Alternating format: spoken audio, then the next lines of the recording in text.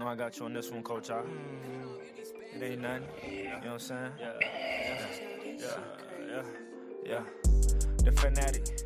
But we keep it 100, keep it real. That's the only way we know how to be. Talking that sports talk. You know what I'm saying? Straight out of South Carolina. Upstate, A64. Yeah. The FANATTIC. The fanatic where we keep it OG. We talking sports, so I call what I see. I love the fans like they part of my team. I love the fans like they part of my team. Come rock with me. We got it jumping like it's that valley. I call my dogs out the pound, let's go eat. Turn on the fanatic, let's have a debate. Who really hold down the Southeast from state to state? What team hungry gonna eat everything up off they plate? Who the next one that's really gonna step up and be great? Yeah, the FANATTIC, the fanatic where we keep it OG. We talking sports, so I call what I see. I love the fans like they part of my team. Yeah, part of my team. I love the fans like they part of my team. Yeah, part of my team. I love the fans like they part of my team. Yeah. Don't forget to smash that like button. Comment, subscribe, all that. The fanatic. Yeah.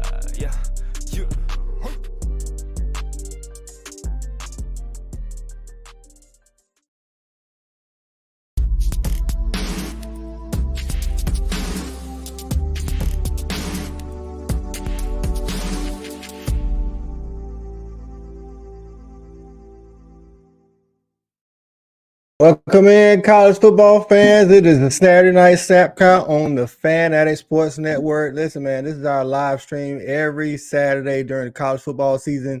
I put a poll out to my community. They said, let's start early. So I was like, all right, I'll get y'all some guests up in here and we'll get started early, man. I'm going to go ahead and bring on the guests, man.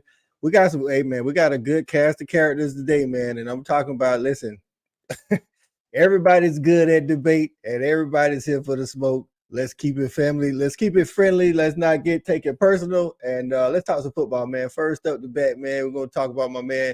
Listen, man, this dude right here, man, he's an Oklahoma guy. He covers them. He knows them front to back. He covers all the college football, really. My man, Jason from Hall of Fame College Football. What's going on, Jason? What's up, Coach I, man? Thanks for having me on. I appreciate it. Hey, man. No, man. Thank you for coming on, man. Shout out to the Hall of Fame Mafia for showing up in the videos since I've been on, man. I appreciate them, man. Listen, man, not for nothing. If you in the comments and you're not a part of the Hall of Fame Mafia, just know that they will come at you. Hey, you don't know what you're talking about. Don't go back at them because they're going to throw you with a barrage of facts. So there it is. Hey, man, with the Mafia is definitely outspoken. They know what they're talking about. So if you want to bring real stuff at them about Oklahoma, then they're good with that. But you better bring it real. That's right, man. Next up, man, it's my guy, man. Anytime I need to know anything about HBCU, I'm talking about in depth, man. And he is an Oregon fan. That's what a lot of people don't know about him, but he loved them Ducks, boy. I know I gave him a little hell after the Dogs beat up on the Ducks, but you know how it is. Let's bring my man in, Cobi, or from the Blitz City Podcast. What's going on, Cobi? What's going on, man? What's up, man? How you doing tonight, man?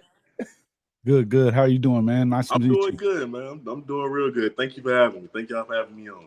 Hey, man, I'm glad you're on, man. Oh, look at my guy, my co-host, the Stat Guy. The Stat Guy was having some technical difficulties, but he's back on here. He's had a piece of the Hall of Fame Mafia so far. Yeah, we don't duck anything around here. We enjoy all the fun. That's right, man. Last but not least, right now, man, we might have a lot of people checking in during the show too. We probably gonna go about an hour, 2 hours. This depends on how hype it get up in here, man. This is one of my co-hosts from Respect the Hedges. If you caught us on Tuesday, man, former Georgia wide receiver, Shawty Thad Parker, man. What's going on, Shawty? What's happening? What's up, man? How's it going, fellas? It's a pleasure to be here, man. And I'm just really, believe it or not, I'm here to learn. I need to throw that up there real quick before I did anything else, man. That's right. I was about to say you got to do your horns down before we get started. I do want to say too, man, Shawty has a podcast that he does on Wednesday nights called My Own Damn Opinion, because he has opinions about everything. That's right. Hey man, I'm gonna take it easy tonight, cause like I said, I'm here to learn. Okay, that's fine. Before we get started, man, I like to give shout outs to the people up in the comments. Shout out to Adela, man. She was up in the piece like 15 minutes early, man. I definitely telling people to check in. That's what I'm talking about. Hank is up in the building, man. So she was up in here. She was like, check in. Hank is up in the building, man.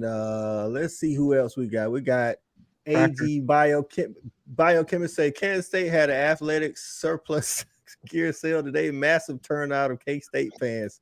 We really ready for football. That's right. Everybody ready for football. Another one of our co-hosts from Respect has his former tight end at UGA, JV Javaris Johnson. What's going on, my man? All right, Stream Elements. Okay, that's a part of your HOF Mafia, Jason. Yeah. It just keeps too much craziness from getting in there. Okay. That's what's up. A perfect cracker is in the building. Say, what the hell have you got? They already up in there. They already up in there, man. So let's not belabor the point, man. Let's go ahead and get started, man, with some of these topics, man. We're gonna talk college football realignment. It's getting wild and wacky out here, fellas. Wild and wacky. The latest is the ACC. Stanford and Cal. So, Shawty, you said you saw it was 4 teams that voted against Stanford and Cal. I know Clemson was one of them. Right. Okay. What y'all feelings on this conference realignment? Is it helping or hurting college football? Jason, you can go out. You know, I think that there's a price to pay for it. As far as all this money grab and everything that we're doing, but I don't know that it's necessarily hurting it overall. I think that when you start looking at you're going to have some matchups that people want to see. I think that you want to see Oklahoma playing Georgia and Alabama every year or one of them. I think you want to see Texas doing the same thing. And, I think you're going to get a lot more of that. Unfortunately, you are losing some of the rivalries, but it seems like the way that the more the realignment kind of comes together, the more you're going to see some of these cool matchups. I mean, even when the Big Ten, when you start looking at, you want to see SC and Oregon and those guys playing against, Ohio State, Michigan, because the Big Ten don't really play nobody throughout the year, generally most years. So I think it's unfortunate that you lose a conference, like the Pac-12, but I also think that, that was a series of mismanagement steps by, the last commissioner, the entire conference presidents, pretty much all of them, and then the new commissioner as well.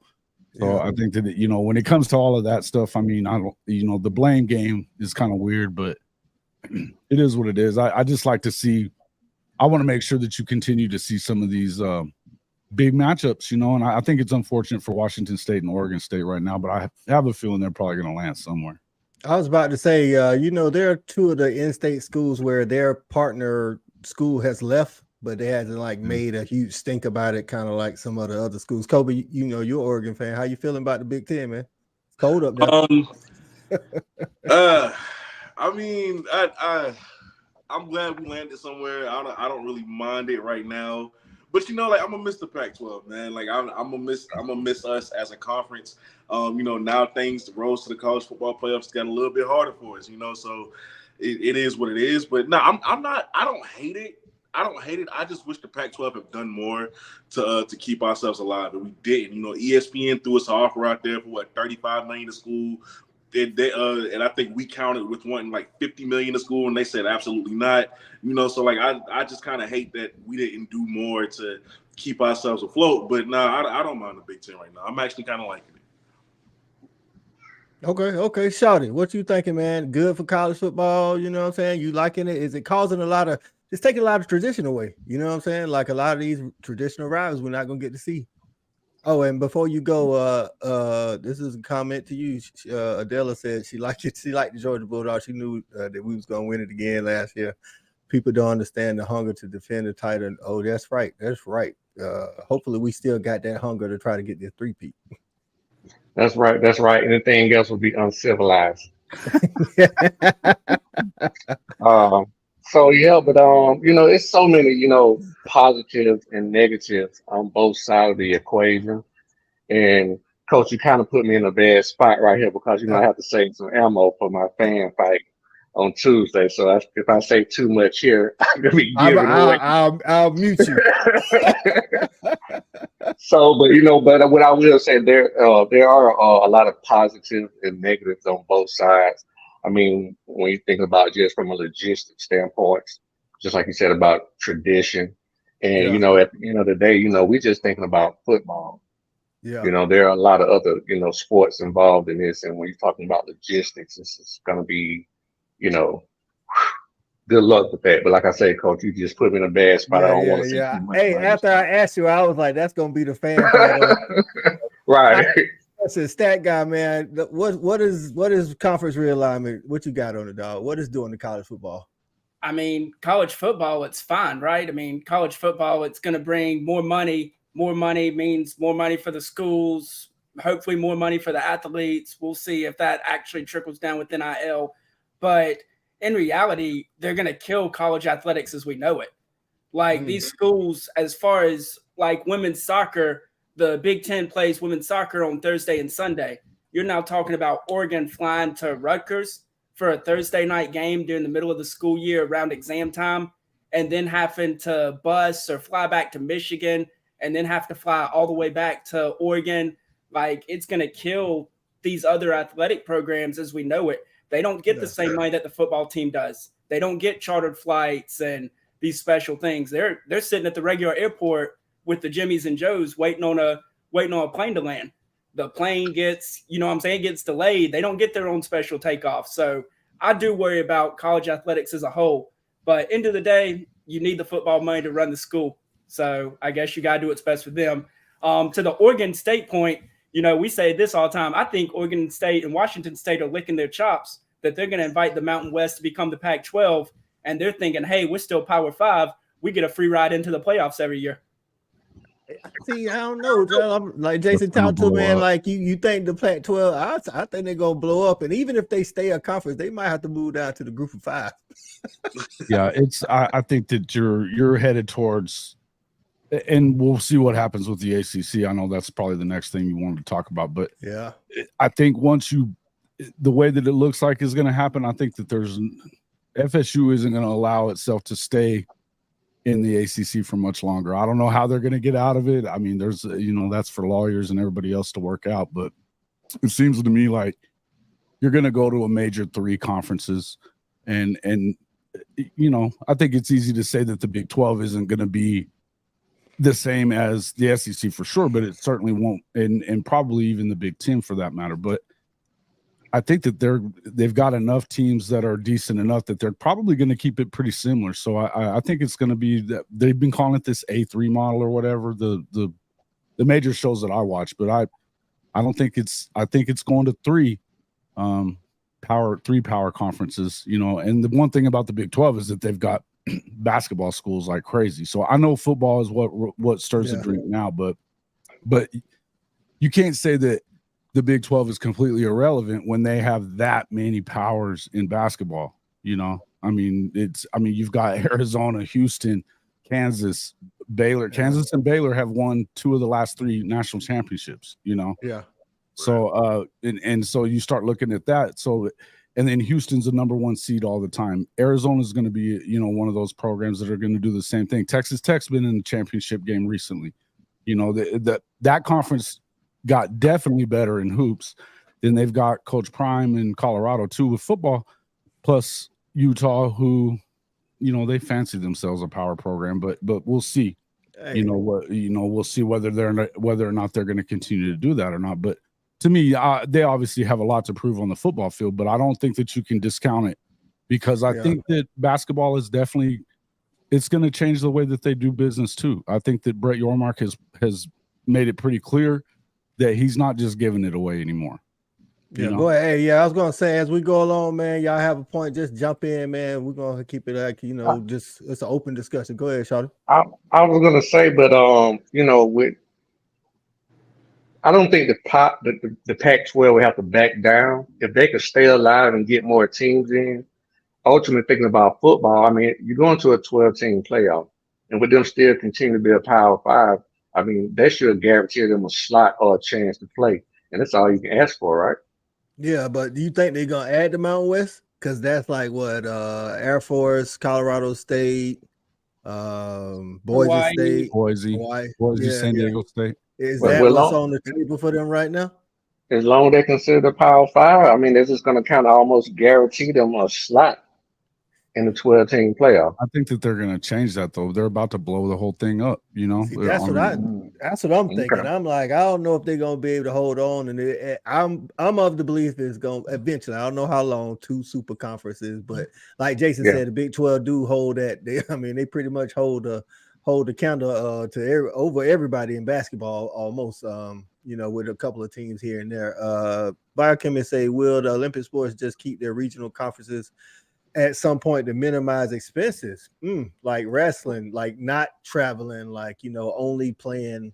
See, that's what I don't know. I don't know how deep that But goes. that's why you signed the TV contract to get that money.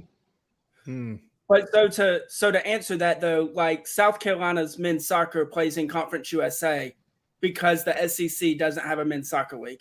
The SEC doesn't have men's wrestling, so Mizzou wrestles in one of those other conferences because enough teams don't field that sport within the conference to actually do that. But I guess to his question, if the other conference that you're going to does have enough teams, can you still say, hey, we're going to play in the Mountain West when it comes to soccer because we can't be traveling? It ain't even about the money shot. I know you said that's what they're going for, the money, and travel expenses might not be a problem, but like going to a volleyball game in the middle of the week and then have, what I'm saying? It's not like football. Football their travel arrangements are, are more, I would say, like organized than everybody else's. You know what I'm saying? Like, whereas a volleyball team might have to roll out on Wednesday and be back in class on Friday. That's a lot on the body, though. You traveling from Oregon to Rutgers. Thanks. So, and then what does this do to the group of 5 with all this realignment? Do they get a spot in the playoffs? Like Cobi, didn't one of the HBCUs like in 2022 just start in group of 5? Like one of them, I forget what school it was. Not in football. Not in football? No. Not. There's no HBCU in the group of 5. They were having talks about this. A discussion came up, and really, it's not even. HBCU shouldn't even be thinking about it at this point. It's just not lucrative for them right now. FCS is really the spot where they need to be. And I feel like a lot of them just want to make the jump to FBS because you get to call yourself an FBS school, but there's a difference between being an actual FBS school and masquerading as one. Okay, that like the cost that it takes just to get there now, because they may just update the requirements, is crazy. Like a lot of these schools, they don't have it. So HBCUs need to stay where they at right now, as far as that goes. Okay, and then biochemists say, well, somebody starts considering adding like North Dakota State, San Diego State. I know North Dakota State is one there. What is that, Division II or FCS for a long time, but I don't know. I think there may be some requirements on how big your school got to be. I don't know about all that. I know like when Missouri and Texas A&M came to the SEC, Missouri was basically part of the deal was that they upgrade their stadium. They're in the process of like a 5-year upgrade so that they could get a bigger stadium because that was one of the caveats of coming to the SEC. And I'm not just talking about stadium, but I don't know if North Dakota State is. San Diego State may be a little bit closer than North Dakota State because San Diego State, aren't they, Jason? Are they in the Mountain West? Yeah. Yes, they're Mountain West. They're Mountain West. So they and that was one of the things they were. The Pac probably could have saved itself already if they were going to do that. They had an opportunity. San Diego State had already given notice that they were leaving the Mountain West. Yeah, and it ended up it was going to cost, but they could have done it before, I believe it was before the end of July, and had they have done that, then it's like $13 million to get out. Well, then that expired, then it became 30-something million, and then the Pac didn't bring them in. So I don't know exactly what was going on. It seemed to me like I know the Big 12 made sure to add those other new schools, those 4 new schools to the league before they went and negotiated a contract, which was smart on their part, and they even jumped ahead where that was the other place that the Pac-12 really screwed up, was when they had that exclusive negotiating window. And this was last year. They had that whole month that they had time to negotiate, and like Cobi said, they had like somewhere in the neighborhood of $30 to $35 million was on the table, and they overpriced themselves. That ain't gonna cut it though. That's the problem. When the SEC and the Big 12 folks get 70 million, 35 just ain't gonna cut it. Right, but what it ends up with the Big 12 itself, they signed at 31.7. They're going to end up getting upwards of 50 is what it is. It's still going to be behind. It's 40 million behind. There's no two ways around it. That's where Brett Yormark. And look at that over 4 years, 5 years. You're screwed. Yeah, you're screwed. You got $200 million. That's why they're doing some other stuff to try to bump up the revenue in other places with doing some stuff with they're talking about a Mexico thing. They're Brett Yormark. The one thing about him is that he comes from he was working for Barclays Center there in New York, and then he did the rebrand stuff for like NASCAR a while back. This dude's a smart guy. So I feel like he's moving in the direction of bringing in these teams too. I mean, he ran circles around George Kliavkoff. That was all there was to it.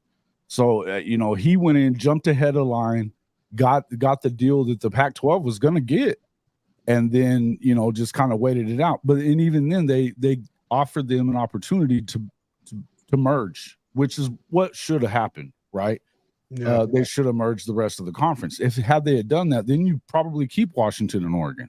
You know what I mean? Yeah. At this point, now you're looking at it as they had to do what they had to do as far as the four corner schools. You're talking Colorado, Utah, and the Arizona schools. They kind of had to do what they had to do, and I don't know that Stanford. I don't know what they're thinking. It's a weird deal with me that they even are wanting to go to the ACC, particularly because Olympic sports is their thing. But you're talking now. You're going to have to. That's a lot of travel on those schools, and to not get that much in a conference that is, it's not very stable. So it just doesn't make a lot of sense to me. I'm not understanding what they're talking about on that part. Correct me if I'm wrong. I don't know if any of y'all know, but I think I heard from Blue that the Ivy League conference was talking to Stanford about potentially joining that. That was the thing, right? Yeah, I heard that yesterday. That was on the cusp of I guess Stanford feeling like they wouldn't get into the ACC, and that's really, in my mind, that's what Stanford brings to the table is academics. Right. Like you say, same with Cal Berkeley. For those that just see Cal on the helmet, it's actually Cal Berkeley. So, I mean, where else you gonna go, man? Like they don't bring any value monetarily, though. But what I'm saying, if you just decide to do that you lump those schools in that particular section, where does that put you in the grand scheme of things? It makes like some of the Ivy League schools, Olympic sports, they, I ain't gonna say they take it serious, but that's what their important stuff is. You know what I'm saying? Like you'd hear about a Harvard swimming or golf or polo team before you heard about Princeton's football team, unless you was actually watching it or non-revenue stuff. The non-revenue stuff. And that's where it's crazy, because I don't know, man, it's just like Stanford and Cal literally don't bring anything to revenue sports, bro. But I think the tough pill to swallow with that is the Ivy League is FCS, if I'm not mistaken. They're not FBS. They're not FBS, they're FCS. That's so correct. Now you're talking about taking a full step down from your football program. I mean, they're Division I in every other sport, but it's like, how do you get your athletic director to sign off on stepping out of getting to play for national championships and relegating yourself to a smaller conference? Do you think it matters that much to Stanford, though? Like, yes, Stanford, like for those who don't know, the Directors Cup used to be the Sears Cup, whatever they call it. It's like the best overall program in sports. I know Stanford cares about that, but do they care about being able to compete for? I mean, they won 3 games last year. It's been downhill since David Shaw's one or two good years, and I don't know if they really care that they don't get the. It's kind of like to say that. I'm not saying Vandy doesn't care about football. What I'm saying is they care more about other, non-revenue sports than they do football. You know what I'm saying? That's what I'm saying. So, Shaw, do you have something? You was gonna say something on that? No, but what I Oh, will just say is at the end of the day, Brent, just to what you said. What you said is correct, but I'm gonna guarantee you this. Life is always better on campus when football is thriving. oh yeah, most definitely. I believe that. But like, oh, right now, you think the students at Cal care? Probably not. I'll be honest. I'll be honest with you, dog. They like, if we good, good. But if we not, good. It's like, I don't know if they, and then when it comes to the, like you say, the admins, the guys that's actually, making the decisions, I think that was why Notre Dame was trying to get them to come to the ACC. Like a lot of the presidents would mean it brings prestige to the ACC academically. But like, football wise, it's like nobody's going to tune in to watch Stanford versus Duke, dog. It was weird when they fired Sonny. You know what I mean? Yeah. Because they had kind of dipped a little bit, but he had them pretty good. And then I think that was one of the first steps in showing football is important, but it ain't that important because Sonny Dice is a good coach. Yeah, man, and that's the whole thing. I saw something about Marshawn Lynch was there, and he was pissed. He was like, "Where the hell is everybody?" There was nobody in the stands. Like literally, he said you could hear people from across the way, because there was nobody there. You know, and that's what it's crazy to me that, and I think that as the conference as a whole, and I'm not saying this about like Washington, Oregon, or Utah, or and even some of these Arizona schools, but I think that the conference as a whole, and something that you've seen is that's been their attitude about football for a while, about sports period for a while, that they just don't care about it. And when you look at even after Lincoln Riley got to USC last year, and they're winning. I mean, they're winning, and they're not even coming close to filling up the Coliseum. Do you think that could just take some time, though? Don't you think? I think it can, but what I'm telling you is that they always use that excuse. Well, we got so much other stuff to do in Southern California. We can go to the beach, and we can do this, and we can do that. Hey, it is nice out there in LA. It is nice out there, but bro, we went out there for the natty. Shout out to the dogs. It was nice out there in LA. It's a lot of stuff to do, man. It's a lot of stuff to do. So, but with that said, go ahead, Jason. Think about those Pete Carroll days. The Coliseum was packed, Okay. But if you look up and down that conference, you weren't seeing that as much. You would see it in places like Utah, Arizona. Whenever a good school comes in, whatever.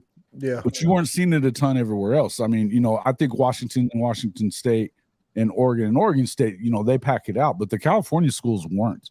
And even at Colorado, it had dropped quite a bit, So yeah. It's I don't know, man. Especially with these guys leaving, Cal and Stanford got to figure out they got to figure out how important football is to them, because like they either got to say we're gonna go all in with football, or we just gonna let it fall by the wayside, and then they can play UConn every year or something. I don't know. But what y'all think this is going to do to the college football playoffs? Because it's already the 2024 season is supposed to be the first 12-team playoff, right? Yeah. Is it going to stay 12 teams, or are we going to have to move to 16 teams, Sean? I think it stays at 12 for a little while. Go ahead, Cobi. No, I'm saying I think it stays at 12 for a little while. I think they'll try it out for a few years, and then if the noise starts to come up again, like, oh, we need 16. Like I don't know. I can't see 16. I think 12 is just the right number. I think that's what we should have started out with instead of 4. I can't. Not to say that it won't happen down the line, but I can't see 16 right now. I just can't see it. I think 12 is the perfect number for it. All right, so Shawty, you played in bowl games. Bowl games happen most times, unless you're in the playoffs during the Christmas break. But what you think, like a 12-team, 16-team playoff going to look like? Because that's going to have to spill over into school, ain't it? Well, yeah, that too. And at the end of the day, you have to think about this too. We never phantom, a 14 playoffs, at some point in time. That's just a natural progression. Money drives everything. And now what you're having these, as we've been talking about earlier, these mega conferences coming together. I mean, that's just where it's headed. And it's all about the money and the TV money. And the more games you have, the more money it is.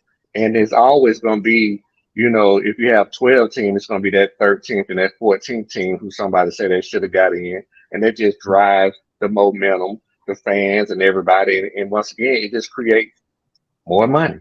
So do you think the hold up? Do you think some of the hold up been though, like how they going to arrange some of these football player schedules? You know, during the playoffs. Like I said, at the end of the day, when you talking about money, look at man, you know, they're just like, you know, me being a Georgia guy, they let you off school on that day to go down to Florida early. So what I'm saying is we'll make concessions for the money. If it makes sense, they'll make concessions at the end of the day just to put it in a nutshell. They'll figure it out. It'll all work out. Trust me. That's just like with the whole, you know, the conference realignment thing. You know, it sucks from a logistics standpoint. It's going to be a pain. But trust me, the money is going to override everything. It's going to make every other sport make concessions. Always That's right. does. You're right.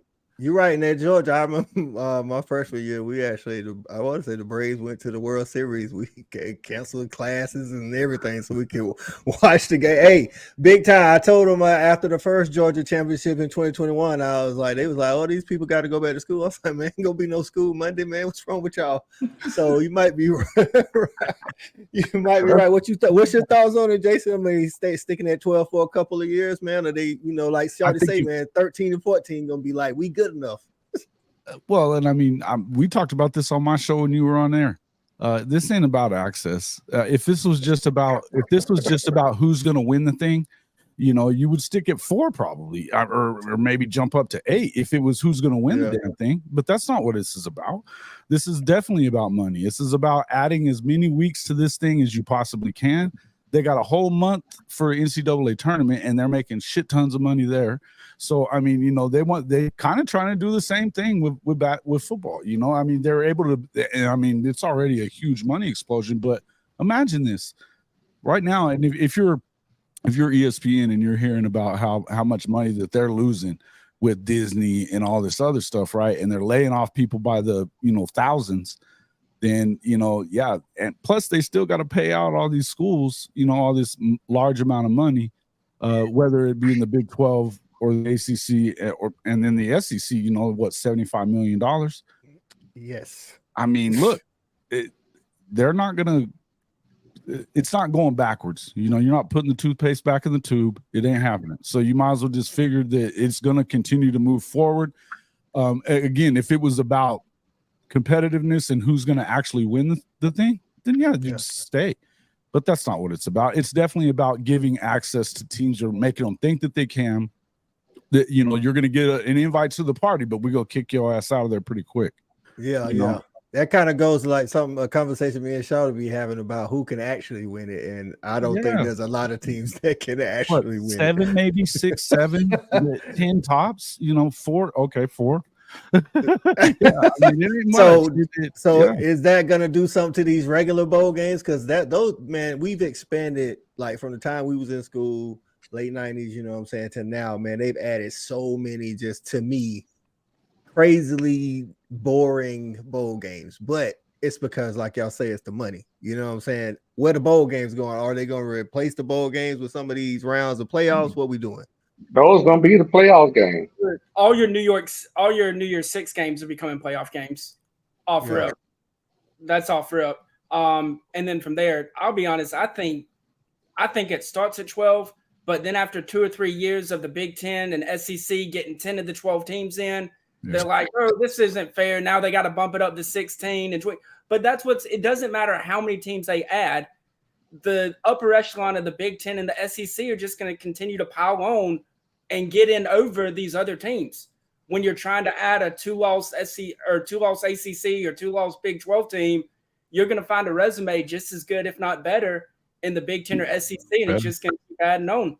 And that's what's going to end up driving up the total amount of teams, is trying to make it fair for everybody.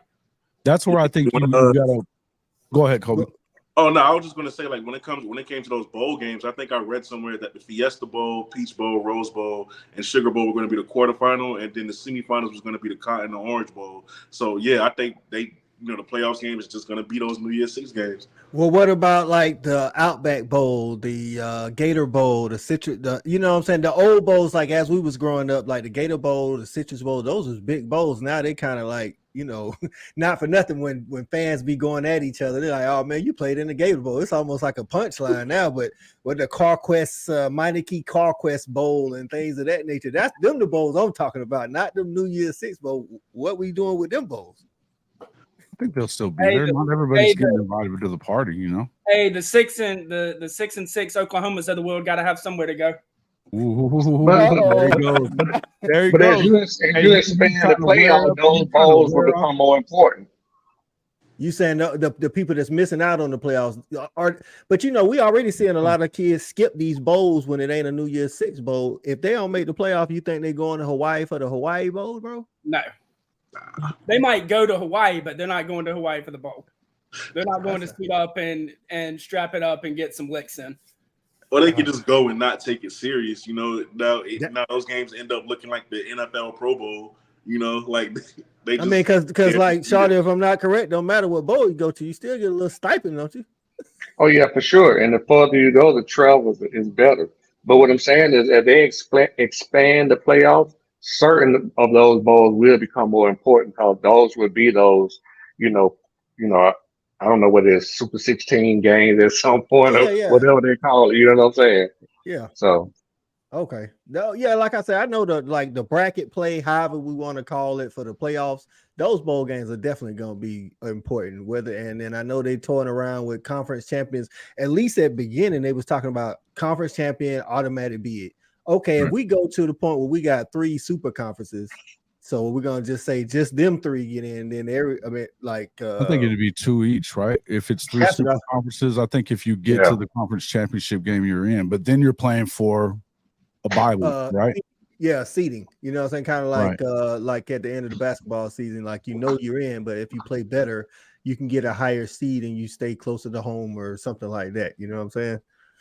I don't know, man. It's just getting crazy out here. This is what conference realignment is doing to football. It's going to affect the playoffs one way or another, man. But just moving on, man. Like I saw a list today. Money is a big driver to all of this that we're talking about. And schools are seeing some of these coaches come in first year, have success. And I think that puts pressure on other schools. They say Dan Lanning came into Oregon first year, getting crazy and almost like, at least at the beginning, it looked like they, other than the Georgia game, looked like they might be headed for the Pac-12 championship. So now they putting that pressure on other coaches. You know what I'm saying? I think I asked Jason, maybe some other Oklahoma people, man, like, okay, I know you're thinking 10-2, 11-1, but what if Brent Venables goes 7-5 this year? Is it potential hot seat for him? Well, yeah, I think it would be. It's not going to get him fired, probably. That's tough. Well, here's the thing: the way that his contract is written, it would cost way too much money to get rid of him right away. Is it like Jimbo crazy? Is it like Jimbo crazy? It's not that big, but the buyout part of it is, I mean, they would basically have to pay for full 4 years essentially anyway. So they're going to give him as close to that, I think, as you're going to get. It's not Jimbo money, no. But I mean, Oklahoma's not stupid when it comes to that kind of stuff. So, I mean, Jimbo freaking. I tell you what, Jimmy Sexton is something else to be able to build a market there for Jimbo that wasn't really there was hilarious to me because they thought they were getting Lincoln Riley at first, right? Yeah. And I think that Lincoln was kind of making it look like that too, Yeah, it was a lot of like hearsay about that. Kelly didn't get a call until after all that went down, right? Brian Kelly didn't get a call until after all that went down. Yeah. In any event, 7-5 to me. Look, if it got to that point, and I mean, that's a huge if because what Stat Guy didn't give you the other day was stats. You can get a whole lot of stats out of him. You got a whole. Cobi, you haven't had a chance to watch our Oklahoma preview. Stat Guy said the floor for Oklahoma was 5-7, and the ceiling was 7-5. Silly talk. When Oklahoma comes in, when Venables gets there, he he salvages a top 10 class. South Carolina never had one of those, so he wouldn't know what he's talking about when it comes to that kind of stuff, and then the next year they get a number 4 class and they're killing it in the portal. You're bringing in guys along the defensive line, which is what they needed the biggest amount of help in. That was the biggest thing. You got guys like Rondell Bothroyd that came in. That guy he's been a killer at Wake Forest already. Devon Sears, he's doing his thing at Texas State. He's gotten a chance to move up. They brought in Jacob Lacey. I think there's going to be some issues with him as far as health is concerned right now, but he was a 3-year starter at Notre Dame, and at the defensive line position. Then they go out and get a freshman All-American in Deshaun McCullough from Indiana that plays the edge, cheetah, which and the stat guy should know from having Venable's foot up their ass for the whole time that they were there at Clemson, exactly what it's like to deal with one of these defenses. He's building the defenses the same way, right? They got PJ Adebawari. That's a 5-star, the number 4 overall ranked player in the class from last year. Another edge rusher that they're not sure they're going to be able to keep him off the field even as a freshman. Peyton Bowen in that safety position that, he said that they were kind of weak on. Yeah. None of that stuff it's day and night difference from last year. Well, see, this is the stat guy's point, I guess, is what we're going to say. You're giving a lot of good information, but none of this stuff is concrete because we haven't seen it on the field. I know we haven't seen it on the field, but so you can't talk in certainty until we see it on the field. Well, we did see some of it on the field, and okay, let me ask you this. Before you go there, before you go there, last year, top to bottom, Clemson's defensive roster was top 5 in the nation, but their defensive unit did not play. They were like in the 50s as far as their defense is ranked. That's the only reason. That's what I'm saying. Like I believe that y'all have talent. Yeah, exactly. Like I believe that y'all have like ultra talent. I mean, that's obvious by the recruiting. I'm just saying, I don't know, stat guy, you can jump in. I'm just saying, I think that's where it's at. Now, I didn't have those same expectations, but I think that's what he's saying is like, we got to see it to believe it. My whole thing is the same thing that we're getting from y'all this year was the same story we heard going into last year. From who? For everybody in the comments. It was the same comments I got on the video last year. Weak schedule, y'all picked to win the Big 12, and none of it. Like I said, I think Brent Venables is Will Muschamp 2.0, and I mean that as a compliment. He's one of the greatest defensive coordinators in college football. He's a hell of a recruiter, right? But he can't win as a head coach. He's not a head coach. Wait. He's had 1 year as a head coach, and you're saying that. And first off, Will Muschamp didn't take over the same situation that he did either. He didn't. He took over. He took over a Florida program that had just lost Urban, and was in a situation. I mean, we already know kind of what Urban leaves teams looking like, and then he took over at South Carolina, bro. I mean, come on. I know you like to fancy that your program is like a real SEC program, but you're not. You guys don't do nothing. You never do anything. You're gonna find out in 2024 what the SEC is like. I can promise you. I'm telling you right now, come 2024, the Gamecocks. You can say that, but Oklahoma always competes just fine with the SEC. Okay. They always do. Okay. Can I ask a question? Yeah.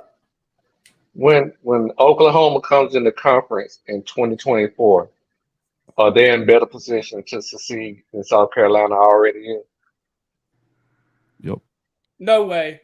Bro, you really think that? Look at your recruiting numbers. Look at your recruiting numbers. Look at who you got as to who Oklahoma's going to have, and wait till you see this class. You acting like we're not scared. We're going to have a top 12 class too. I don't care about. They might end up with the number 1 class this year. They might. They're going to get David Stone. No. They're going to get Williams Winery, and they're going to get Nigel Smith. Now, there's 2 guys on this screen that Dominic McKinley, I'm hearing, may be coming there too, and he should never leave Louisiana. But it doesn't sound like his family not cool with LSU. Shout out to my guy C-Rob, man. He said this is great. He said he loves the shot fired on both sides. So look, Georgia just missed out on the 5-star safety just had another safety flip. And what does I that do didn't to say the anything class? about Georgia. I'm talking about South Carolina, bro. You ain't Georgia. You are not Georgia. You know you're not Georgia. We done lost that guy. Sam.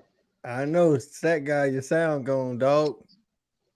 He lost his voice. Hey, you gotta put some more quarters in the tell show. him about Lenore Sellers and Michael Wright, man. Fight back. See, we can't hear you, Stat. Yeah, we can't hear you, dog. You gotta fix your stuff. It says you. You hit the mute button. Yeah. Go ahead. Can you hear us?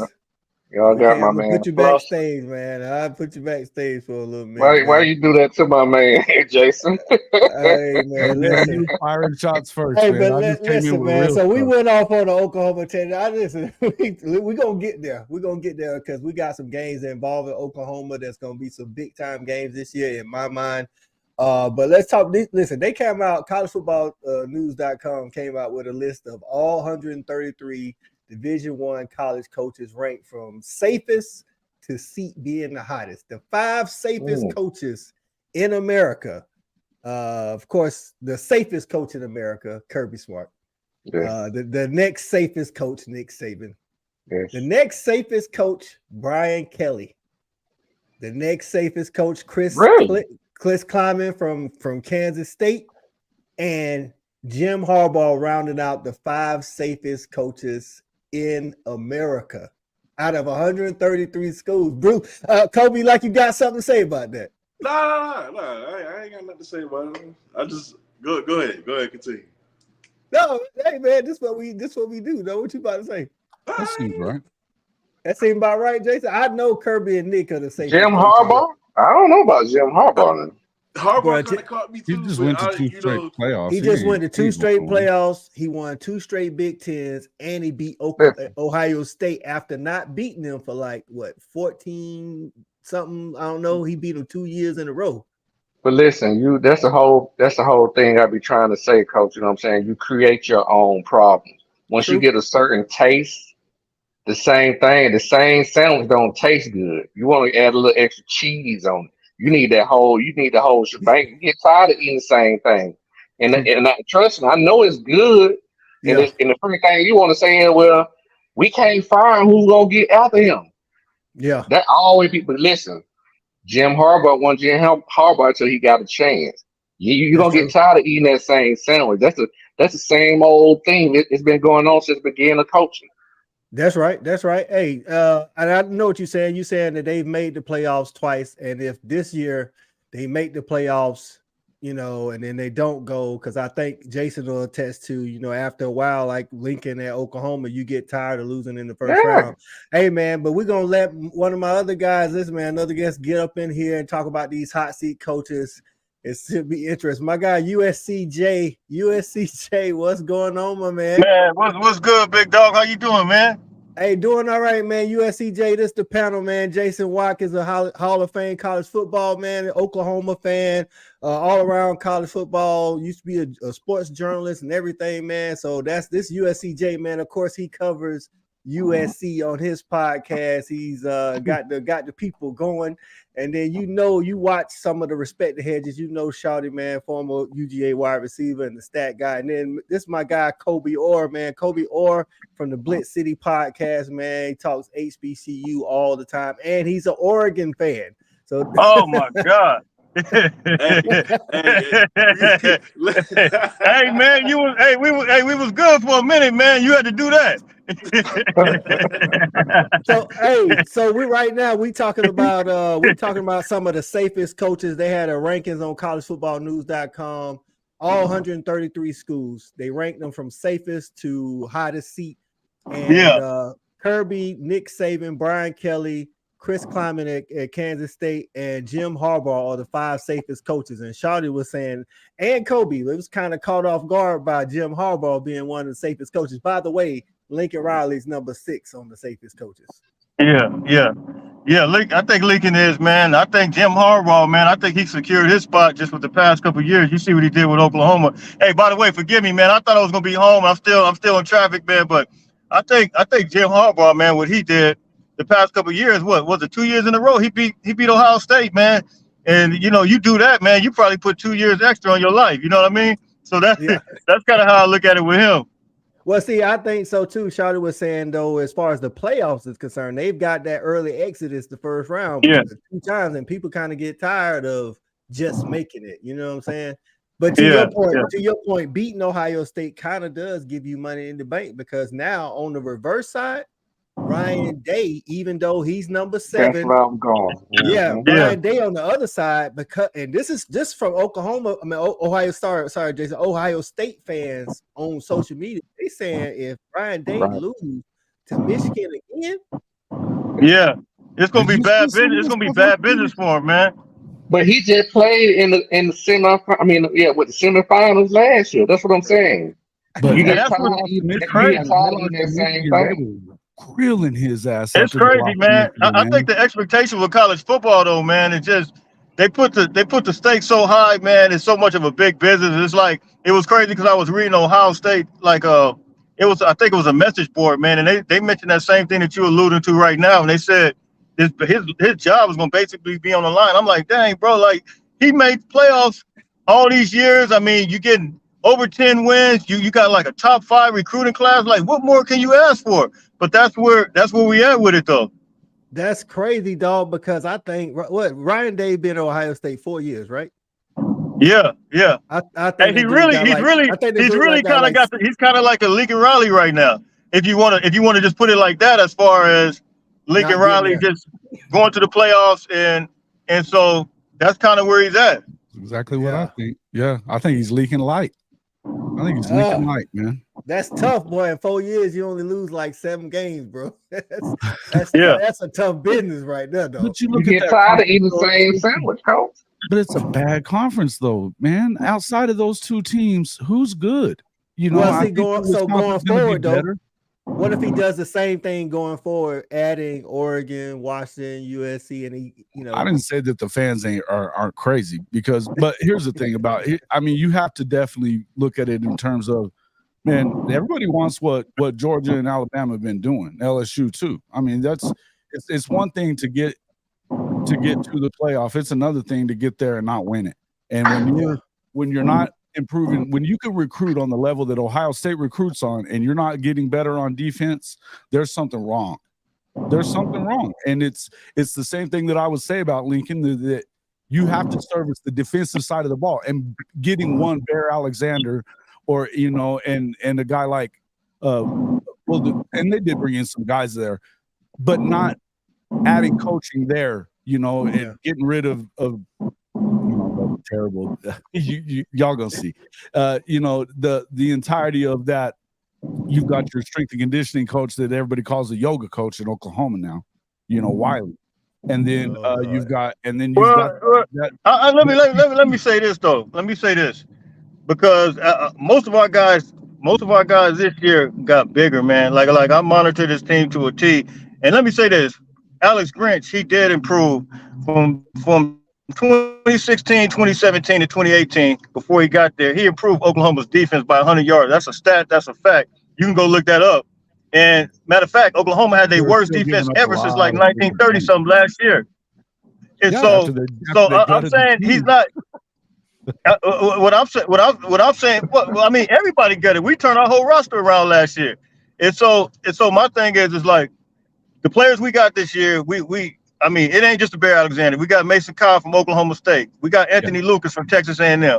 We got Christian Roland Wallace from Arizona. We got a lot of players, and I think it's going to say Jack Sullivan came from Purdue. Purdue played in the Big Ten championship last year against Michigan. So we got multiple people, man. I mean, are we a Georgia defense? No, I'm not going to say we know Georgia defense, but I do think we're going to compete. If we could just be a top 30 defense, we're going to the playoffs, hands down. Yeah. We was ranked 124th last year in defense. Yeah.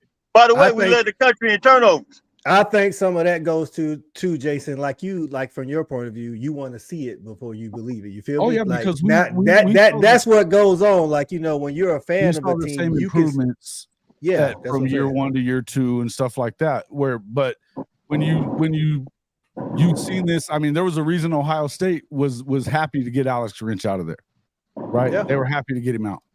Hey, And then Auburn was by happy the to time- get Bo Nix out, and then Bo Nix went and turned up at Oregon, dog. I'm just saying. I'm just saying.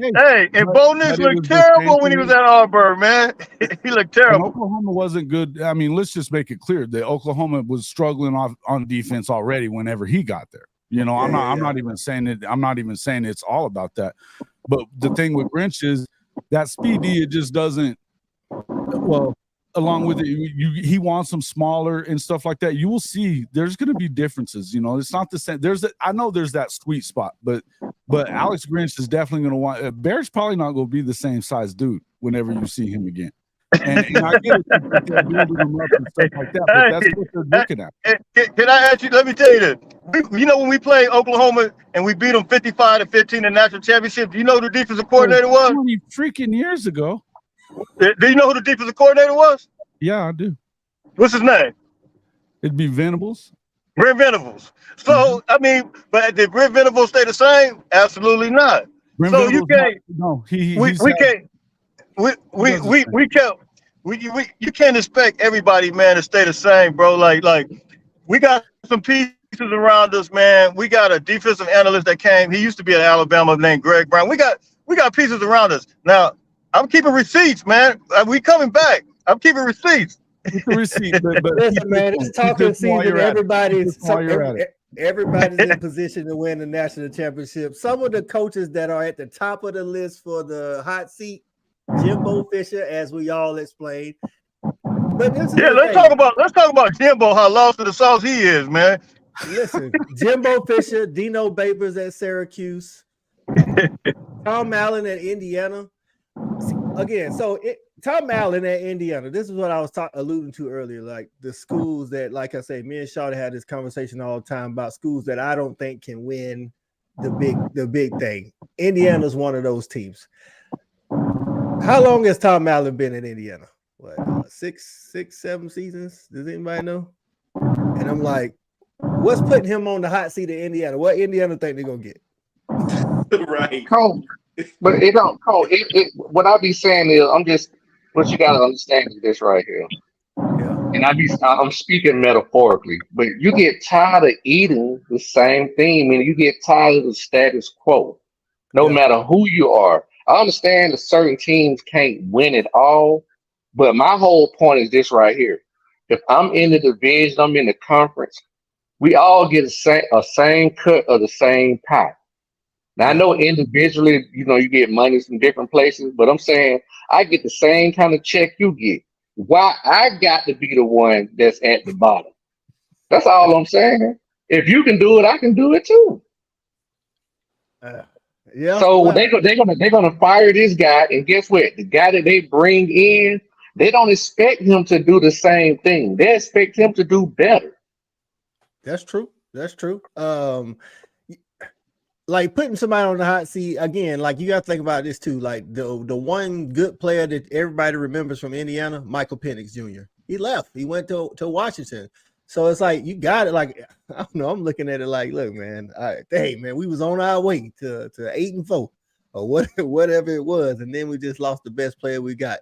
Then you like with the conference realignment, even to throw it back there, man. Like with Oregon and Washington going to the Big Ten, does that change expectations for coaches as it pertains to hot seats? Like, do they get a little bit more leeway now that USC, Oregon, Washington all gonna be in the same conference with Penn State, Michigan, Ohio State, as opposed to Oregon State? Is it the same? It's the same thought process. Like we don't want this sandwich no more. We've been eating 9 wins all this time. It's time to make the playoffs. I don't care who on the schedule. Yeah, because the money get bigger. Everybody getting more money.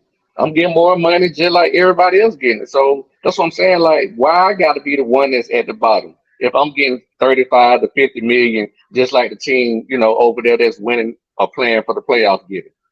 Yeah. Cobi, your expectations stay the same, even though y'all gonna have more competition. It seems like it's staying the same for me. It's staying the same, especially for us. Like we ain't one of them bottom tier teams. We got the facilities, man.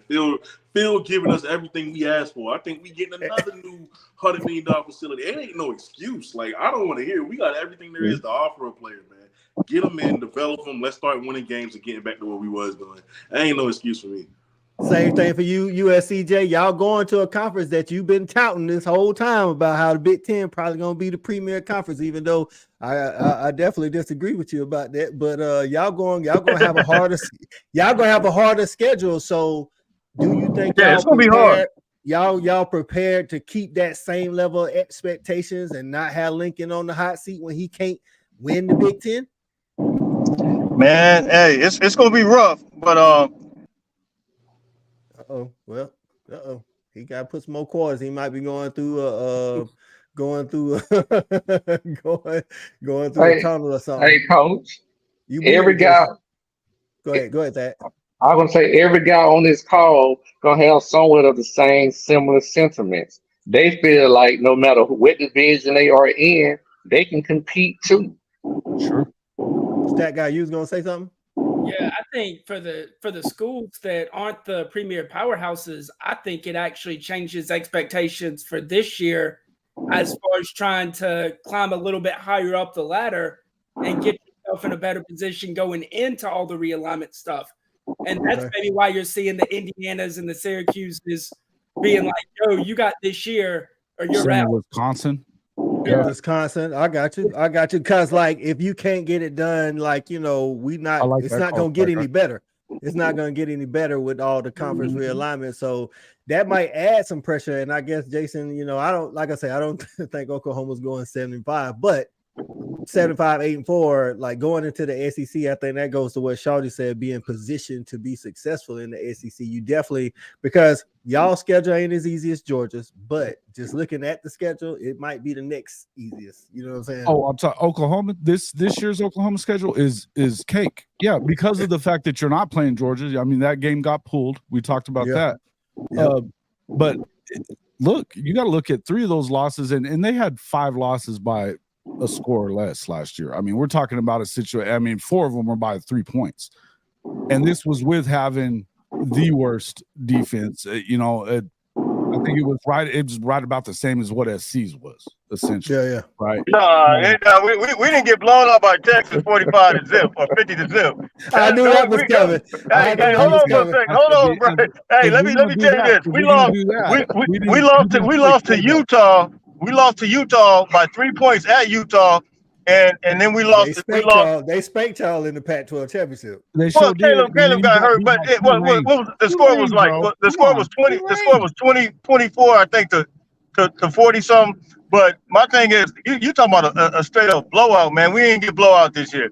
That was a blowout at Texas. Yeah, it was. You're right, and they didn't have their quarterback either because their 2 5-star quarterbacks left with Lincoln. Either one went with Lincoln, the other one went to Stat Guy's team. So they had to bring in a new guy. He got hurt in the TCU game. A tight end took most of the snaps in the freaking Red River game, bro. So it is what it is, but they've also beaten Texas 7 out of 10 times. They've beaten Texas 7 out of 10. When Texas actually does something, then I'll hear about their back, okay? Because they always recruit at the top, and they never do shit. They recruited at the top for the last 2 years, and they still went 8-5 last year. Okay, I agree with you on that. I don't think they always put Texas in the top 10 every year. They've been recruiting very well. I don't understand why they put them up there like that. And even they got beat up on by Washington in the bowl game last year.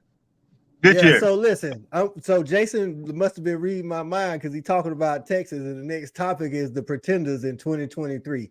There's a lot of teams right now. Listen, we in the talking season. Everybody's undefeated. Everybody got these roster upgrades that they think gonna help, but we already know some of the contenders, and we're gonna get to the contenders out here in a minute. But who are the pretenders when we talking about trying to win it all? Who are the pretenders?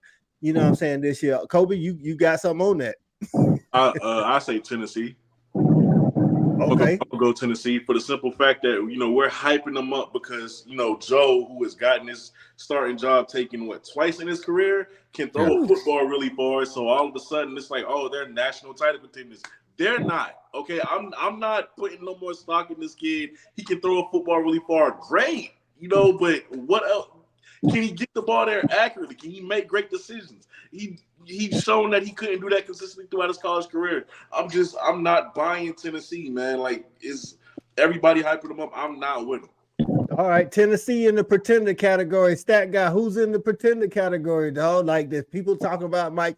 We talking about national championship pretender. We ain't talking about pretender just, oh, they supposed to be good. But we talking about people that's expected or talking about winning the national championship, but it's overhyped. You already know where I'm going with this. I'm going with them dirty taters from the upstate.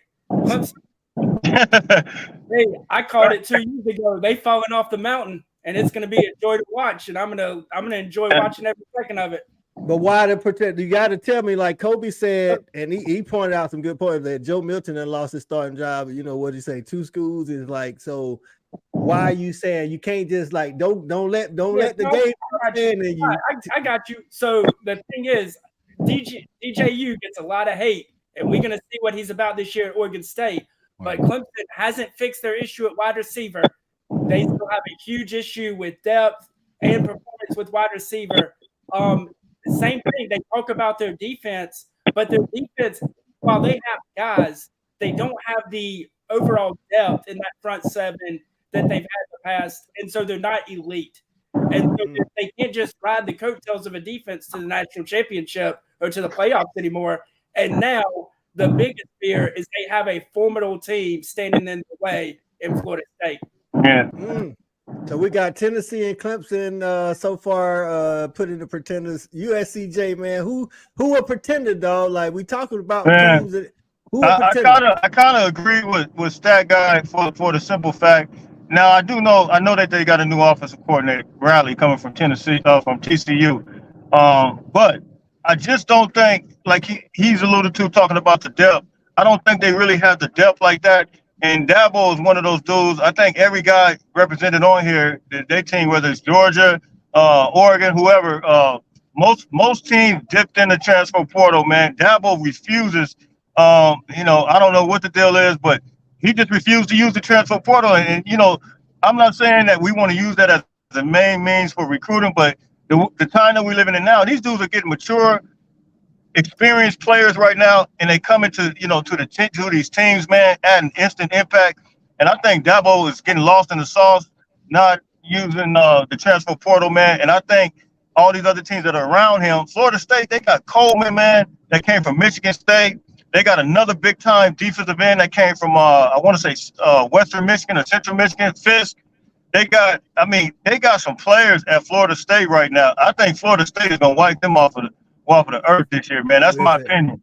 I'm not gonna say I disagree with y'all, but that goes back to a point that's been brought up a couple of times by me.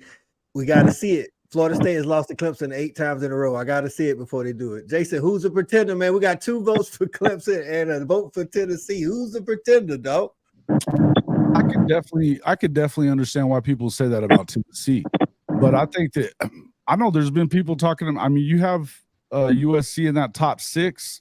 I don't got that. I'm going to tell you now. I don't see USC getting to the playoff. I think they go 8-4 because they're not going to be that much better.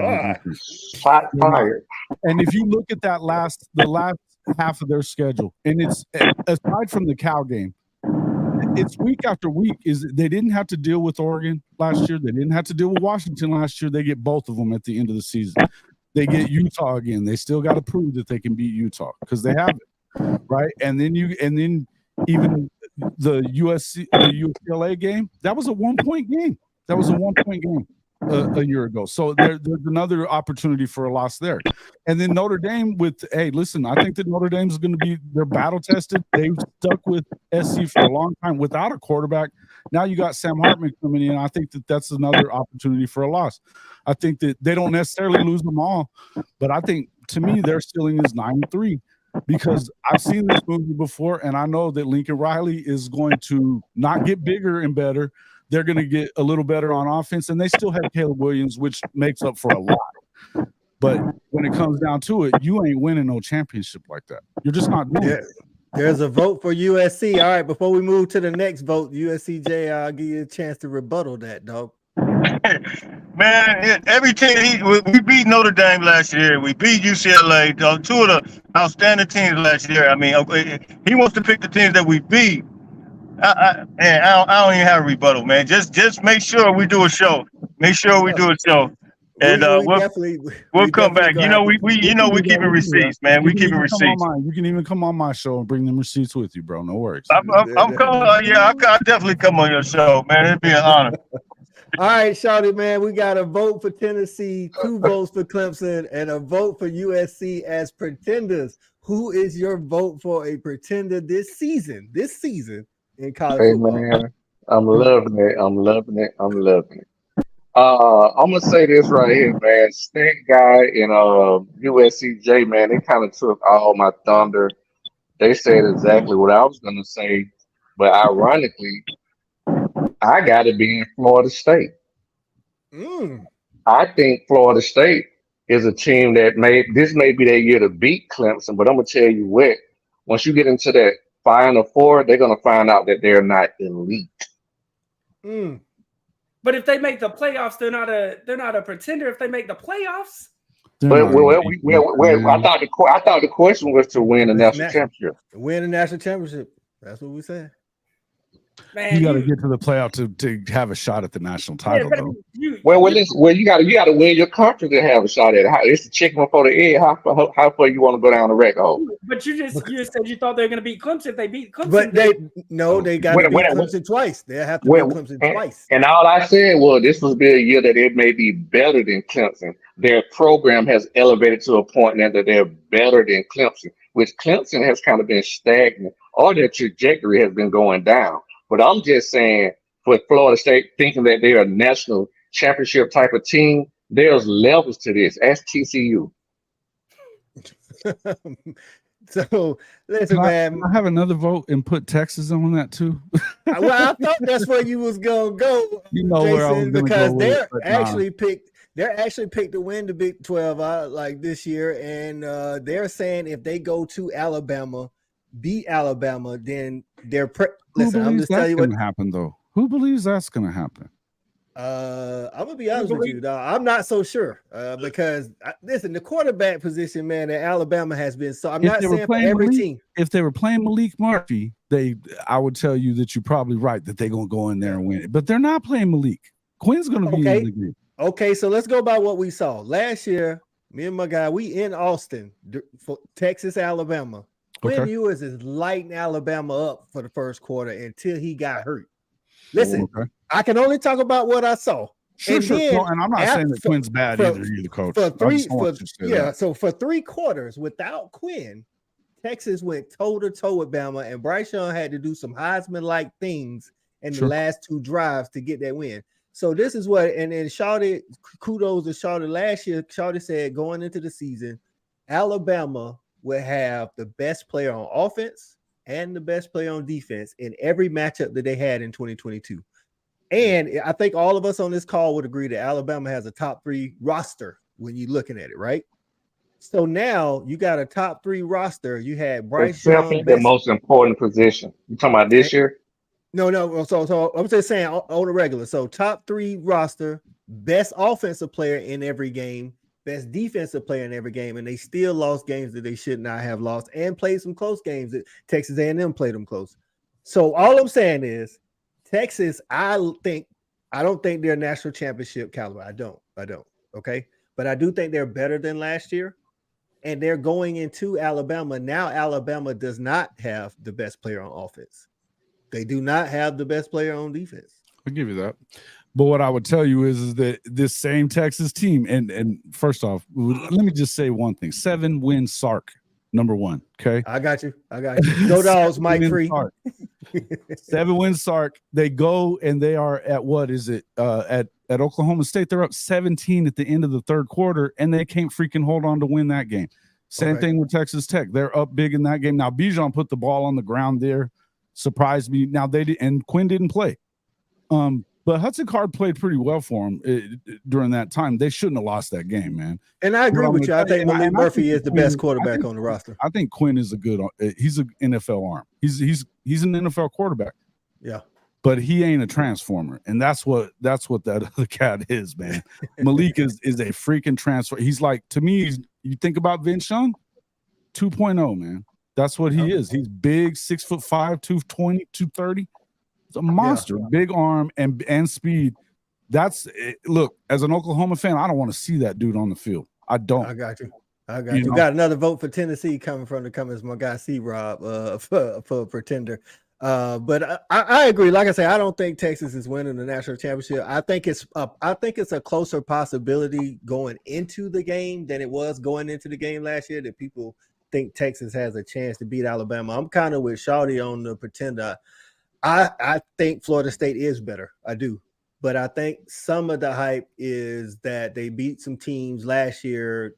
Cool, but they lost to Wake Forest, NC State, and Clemson, the three best ACC teams on their schedule. So Wake Forest always gives them trouble. Clemson, they haven't beat in 8 years, and NC State, they go like back and forth. So I want to see them beat them before I can say, oh, well, these are the teams we think can win the national championship. Like maybe they can beat Clemson, maybe they can. I don't know.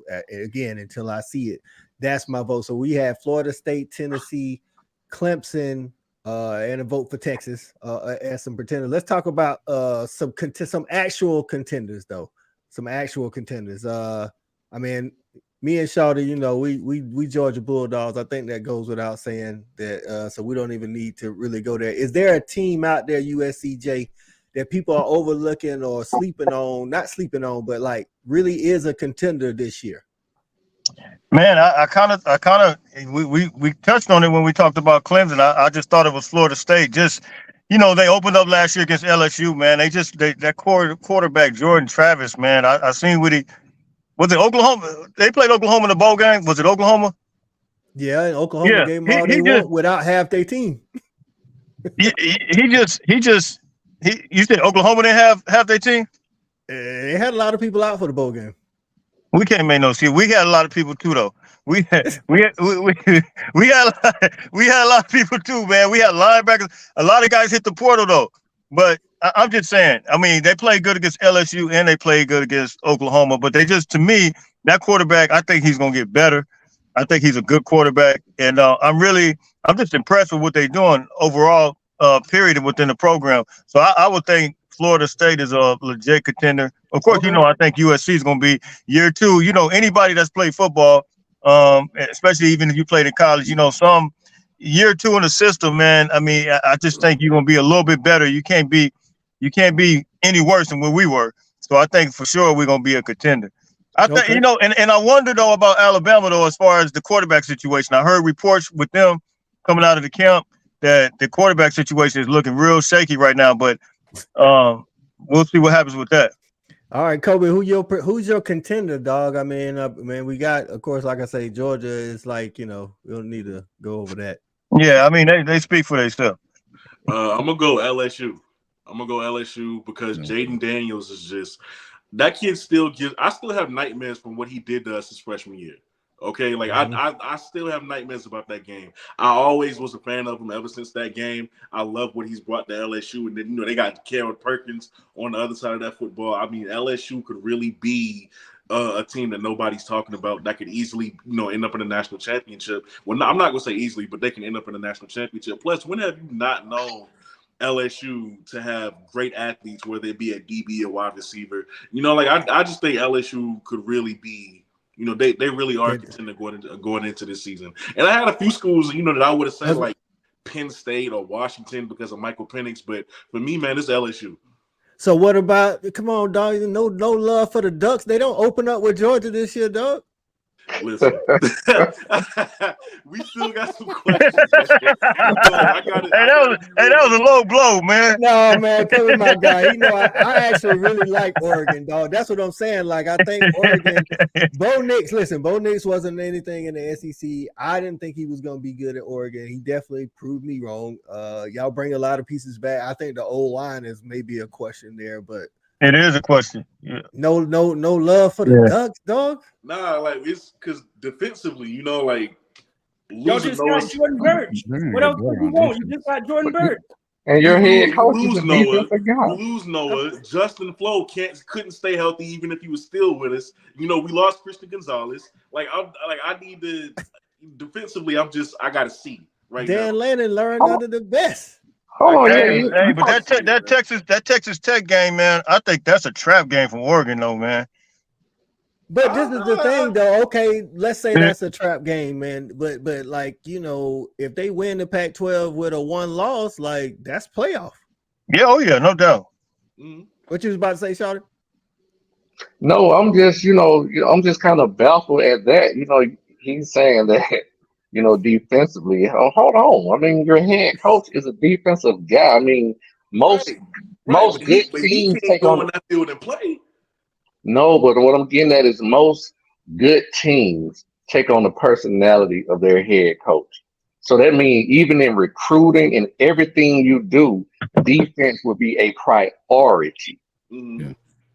Oh, I think that's the thing. I think I get what you're saying about, because we do say you got to have the Jimmys and Joes, but if Dan Lanning is who we think he is, who he was at Alabama as an assistant under Kirby Smart as the defensive coordinator, even though you don't have the Christian Gonzalez, I'm going to tell you right this. Coming into the year, I was high on Justin Flo. I watched Justin Flo play. You ain't missing nothing, Cobi. That dude is a personal foul waiting to happen. He doesn't have any self-control. The dog, he's just out trying to make the big hit, and he misses a lot of stuff. Noah Sewell was way better. Now that's a loss. But to Shawty's point is, Dan Lanning can get that next guy ready. You know what I'm saying? The guy that was already on the staff, on the roster that might have been a 4-star. We done forgot about him, but that's what those defensive guys do. Is they keep the defensive guys coming and coming and coming. And you're like, man, who was this safety? I forgot about this guy. I forgot about that guy. That's all I'm saying, man. Y'all bring back a lot of talent on the offensive side. I just thought you might show offensively we straight. It's just the defense, especially with the quarterback play in the Pac-12. Oh, yeah, it's gonna be bananas this next year. I mean, it's gonna be crazy. We got to be on it. The quarterback play is damn good in the Pac-12 right now. So that's saying y'all don't have the Jimmys and Joes then, because what I'm saying is schematically, from a discipline standpoint, y'all should be able to play solid football because of who your head coach is. Yeah. So he's yeah. So you basically worried about, because you did roll off a lot of names. You worried about the Jimmys and Joes, and the depth is what you worried about. You don't doubt Dan Lanning. You just saying that he might. Yeah, because I don't doubt Dan Lanning, but it's can the guys on the field. I'm just hoping that he can get them to make the play when it's time to be made. Versus Caleb Williams, versus a Michael Penix. You still got some Mario Cristobal PTSD, Cobi?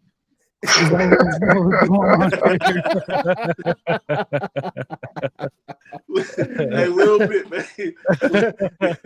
Stat guy, contender, man. Give us a contender, dog. So Cobi did say it, but I'm rocking with Penn State. I like the two-headed monster in the backfield. I think Singleton is that dude. Look, man, anybody that can win 9 games at Vanderbilt, they can eventually get over the hump. And I think this is the year that we finally see him get over the hump. With that said, if he doesn't, I think we see his name on the hot seat in 2024. If Penn State doesn't make the playoffs this year, I think we see his name on the hot seat. It's kind of their best chance to do it, right, Stat guy? I mean, it's but those running backs come back another year. But I get it, like that says, if people get tired of winning, 10-2 and always losing to Ohio State, and Michigan. So I think if they don't make it and they beat one of those teams, I think he's good. Yeah. But I think if they beat one of those teams, they should only have one loss and they should be able to backdoor their way in. I think if they beat one of them, they're going to find themselves into the playoffs. I also think there's more stock in making the playoff in the 4-team format for those that haven't made it versus it going to 12 teams next year. And then you're like, oh, we made the playoffs. Yeah, after they expanded it to 12 teams so you could backdoor your way in the playoffs.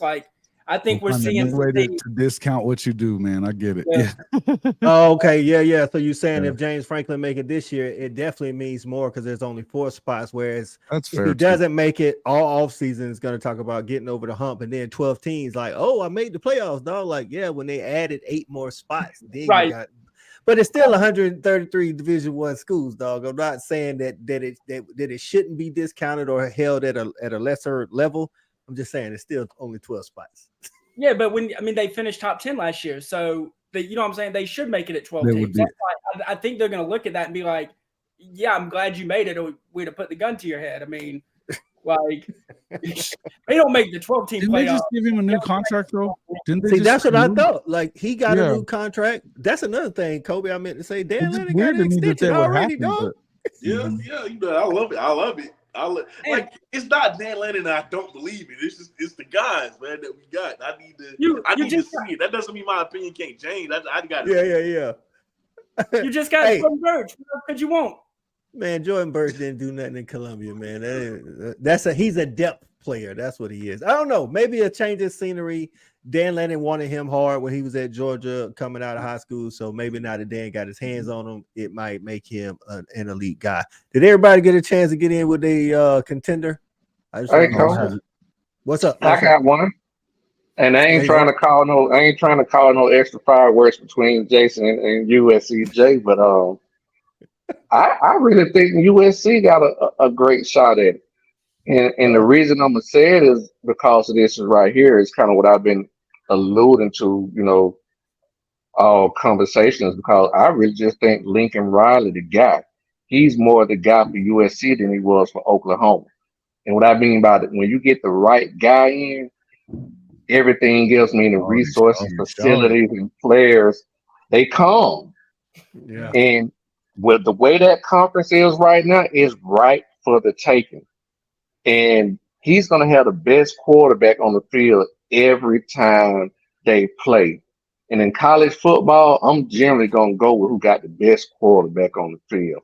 And Lincoln Riley has been able to turn over their roster dramatically. And a place like that is going to show exponentially in terms of wins and losses. So just as a long shot, I'm just going with them, you know? Yeah, so Jason, to that point, when Shawty say he's more the guy for USC than he was for Oklahoma, do you think, like, one of the biggest problems when he was in Norman was defense? You know what I'm saying? Not getting those trench guys. Do you? But this is the thing. So NIL is still fairly new, right? He didn't get a chance to have the whole NIL when he was in Norman. Now he has the NIL. And I'm not saying he makes a difference. Not for nothing. We thought Bear was going to start on our defensive line, and he cannot do it. He didn't have the beach either. He didn't have the beach either. Well, here's what I'll say though: is that he wasn't recruiting elite talent at OU, and he's still really not. When you look at it, I mean, the OU got the number one running back in the country just a couple of weeks ago. They did, not him. Yeah. And they're the ones that are in line to get this elite defensive line talent too, and have gotten more of it through the portal. Now, Bear was probably the biggest pickup. I mean, I think for sure, likely everybody felt like he was the guy to go get. Yeah. But I mean, they see that's where NIL came into play, and I'm saying here's with NIL, you don't think over time, of course. And that's one thing I will give you that is that Lincoln is very good with the transfer portal. He was very good with the transfer portal before he left there. Okay, yeah, he knows what he's doing with the portal. I'm not saying that, but recruiting wise, and here's the other thing. And we hadn't talked a whole lot about any of this kind of stuff either. But how important is it to have that culture is, you know, with the way that Venables recruits is on culture and, you know, relationship building, that kind of stuff. Yeah, they're going to dump some money in there because part of it is going to be about money. You know, it's always going to be about money, right?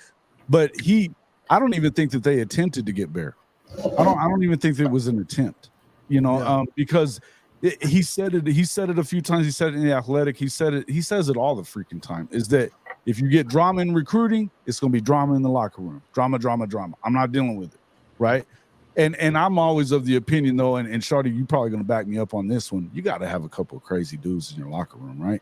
You need a couple of them criminals, especially on defense, right? And that's where I'm on the defense. Yeah. I mean, I'm good with that to win a championship. I would think. Okay. And Oklahoma's had those dudes. You know what I mean? They've had them in the past. So, but to me, I don't know. I feel like the problem at SC is always going to be about defense, and like the other problem that we talked about this, and the last dude that I got into it with from SC about was the whole special teams thing. They don't even practice it, man. And yet they got like the Tulane game. You think about that. Mario Williams hadn't caught a freaking punt in his entirety of a college career, and they sent him back there at that time, when that's the time you can't afford to have a fumble, have a mishap. The game against Georgia in the Rose Bowl, they don't practice freaking special teams, and we're kicking squib kicks instead of just doing what you normally do. And not saying that changed. It did change the complexity of the game. Takes his foot off the gas there. The thing about Lincoln is that if you can get close in the game with him, there's a chance that he's going to make a mistake. And look, I'm not saying that he can never do it, but he's got to change the way he is. And I don't really see that he does that. That's why I don't feel like he's a real contender for the championship. It's not because offensively, the dude. He's always going to be good. Yeah, he's always going to be good. So, Jay, can you speak to the special team? Because I know you and the people around you have had access to practice and things of that nature. So, like, there was a big conversation that I was in on Jason's show and stuff like that about Lincoln not having a special teams coach. Yeah, and not having a special teams coach. When we talking about beating the elite talents, not the regular games, beating the elite teams, that could be a problem. And I did tell Jason that, not for nothing, Georgia doesn't have a dedicated special teams coach. We have a kicker, place kicking coach in Kevin Butler, one of the greatest, but other coaches share the rest of the special teams duties. Do they practice it, Coach I? Oh, yeah. Well, now we practice it, but no. We just made one of the most important special team calls in the history of college football. We practice it. But that's what Jason was saying. Jason was saying at Oklahoma, and to what we believe, that Lincoln doesn't practice a lot special teams, and he doesn't have a special teams coordinator. Like, you got any update or any additional information? I mean, he practices it, but he doesn't have a coordinator, which he probably should have a coordinator. I mean, Mario Williams, that situation with the Tulane game, that's a whole nother story, though. I mean, you up all those points and then allow them to come back. We shouldn't even been put in a special team situation. But yeah, I mean, Mario Williams, I have no idea that whole situation was. But that's weird, right?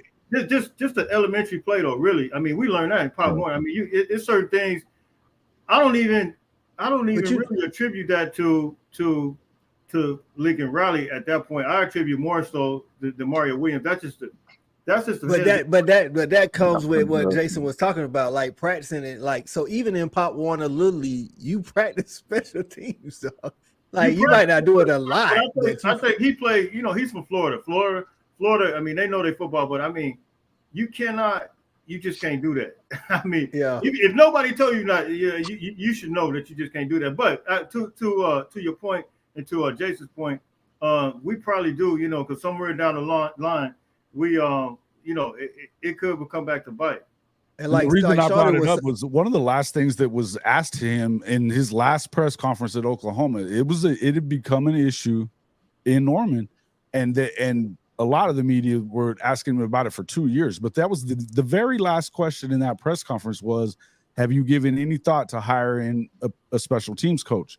And it was an emphatic hell no, and he had been, I mean, emphatic about it. Now, it was coming right off of the I'm not going to LSU thing, too, which was, it was. Well, let me say, I'm going to say this. And really, it wasn't until Lincoln Riley became the coach. I haven't heard so much negative stuff about Lincoln Riley until after he became the USC coach. Where was all the smoke when everybody else? We didn't know about it. I just feel like y'all kind of salty to keep it 100, man. I mean, I'm just keeping it 100, bro. Like, listen. I personally think some are not all Oklahoma fans, but some are still. They feel bad about the way that he left and how he did. I get the biggest part of reason that most people are, and I can tell you that I'm happy with Brent Venables, and I think that most of the fan base is. Hey, you really happy with me? Are you really Absolutely. He's not recruiting your boy, bro. He's not recruiting your boy. He's not recruiting your boy. We're gonna do this, man. He's not recruiting your boy right now, bro. He's not recruiting him. All right, let's do this. Let's do this. All right, hey. All right, let's do this. Let's do this. Cobi, Let me just tell you why anybody. Hold on, Jason. Hold on, Jason. Are they ranked higher than us in recruiting right now? Hold on. So Cobi, how you feel about Brent Venables at OU? Future wise, like he's the guy we waiting seeing. He's not the guy. I think we waiting to see him. You know, I don't think it's a definitive answer right now. Give him a little bit more time. I got you, Shouty. There's no definitive answer right now. Shouty, we waiting to see he the guy or he not the guy. Well, you know, all you gotta do is go back and check the tapes. I already told you in 3 years he's gonna be somebody else defensive coordinator. It is no disrespect, man. It's no disrespect. Right. He just looks lost. All right. He's not the guy. All right, we'll start with you. You, Shawty. Same thing. You already said you think Lincoln Riley is the guy at USC. So, Cobi, same question. Do you think Lincoln Riley is the guy, not the guy? Wait and see. I think he's the guy. I think everything about him fits that program. Like even his personality, right? Like he fits USC to the T. I think, you know, Hollywood. Yeah, just Hollywood. You know, like I just see him in USC together. I think he's the guy. I'm not. All these receipts I get to collect for the end of this year. Look at this. So, stat guy, is Lincoln Riley the guy? He talked this comment. Adela, she said, "Fill the stadium in the back of the picture, which in the background in the fake is fake. The field stadium is fake in the background." Talk about USC in your dreams. Ooh, so shots. All right, so stat we guy, had 11 wins, so we good. Yeah, keep the is Lincoln Riley the guy at SC? Is he not the guy? Or are we still waiting to see if he's no more than what he was at Oklahoma? Nah, he's a head coach, but I don't think he's ever the guy anywhere. I think Lincoln Riley's always going to look out for Lincoln Riley and is always going to chase the bag and chase the next big thing, whether he wins the Natty or not somewhere. Lincoln Riley's always going to look out for himself. So I don't think with that you can ever be the guy somewhere. We're not going to see him have a 10 or 15-year career coaching at any one school. You think if he have another like 11-1, 10-2, make the playoffs, let's say they lose first round, but then the NFL come calling, you think he like that type of coach might be out to the because as far as college jobs and money and situation, I'm not saying there's not better teams. I'm saying a situation. I don't know where he would go. Yeah, he's got a $100 million deal. It's a great deal. Exactly. Like I don't know where he would go. So you saying like more like NFL, like yeah, that. I mean, NFL. When are you supposed to turn down a better deal in life? Maybe Oklahoma will actually open up their purse this time and offer him more money, and he can go back there and coach again. Yeah, right. That'll never happen, bro. Well, I guess what he's saying though, like not just better deal. Like I don't think Kirby's just rolling out for more money all of a sudden. Like I think like Coach K turned down better deals as far as money. They got natties under their belt. You know what I mean? I get what you're saying. Saying, but he's not the guy like maybe for a loan. I mean, I get it, but you know, we might don't need you to be there that long. You know what I'm saying? That could be, man. Invested in him. They want him to stay, I would think. So not necessarily national titles. Moving on to the next one, sleepers. Like somebody that might be a sleeper program that could be in the next 2 to 3 years and be on that national scene. Cobi, who you got on that? I know you said Penn State this year is a contender, but they haven't done it yet. So, you know, in some people's mind, that could be a sleeper, but Florida State or whatever. So, like, well, who you got as a sleeper, Cobi? I haven't even thought about sleepers, honestly. It's either the haves or the have-not, huh? Yeah, honestly, like, I think that's really what it is. It's either you have it or you don't. I don't really see anybody sneaking up in the next 3 to 4 years and becoming that. Because TCU definitely was a sleeper last year. They was like picked to win. They was picked to come in like 7th to 8th. They was dead, man. Picked to win, be like 9th in the league, bro. Yeah. It's an anomaly. Yeah. You know, like I also think, TCU was just an anomaly, man. Like I don't see that happening. They just took advantage of playing in a crash conference.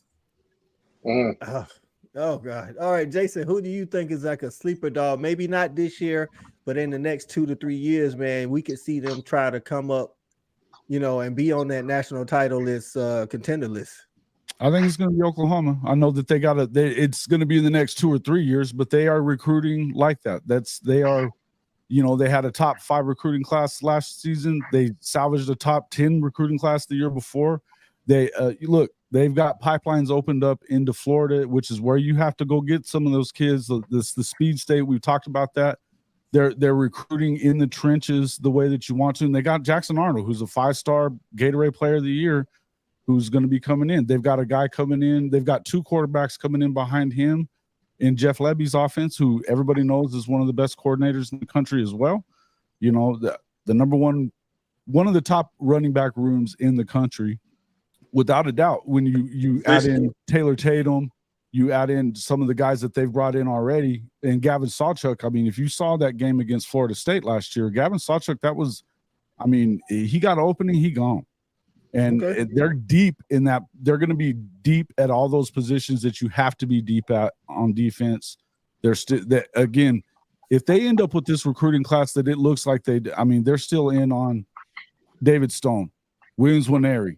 They've been, both of those guys are crystal ball to go. They're in the top 10 in the country on the defensive line. Then you've got Nigel Smith, who's a top 100 guy. I think he's even kind of underrated.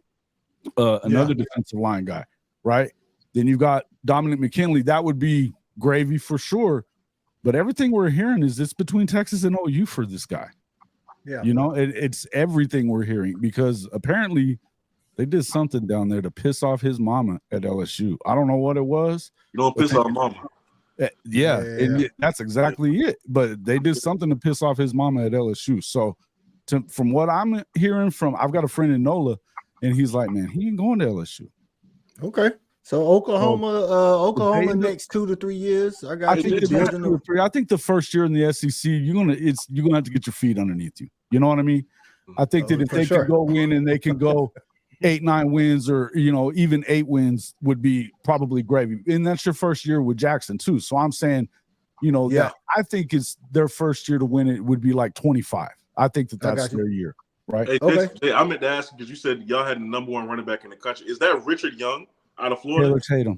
Taylor Tatum. No. He's talking about in 2024 class. Okay. 2024 class. Yeah. 24 class. All right, stat guy, give us a sleeper.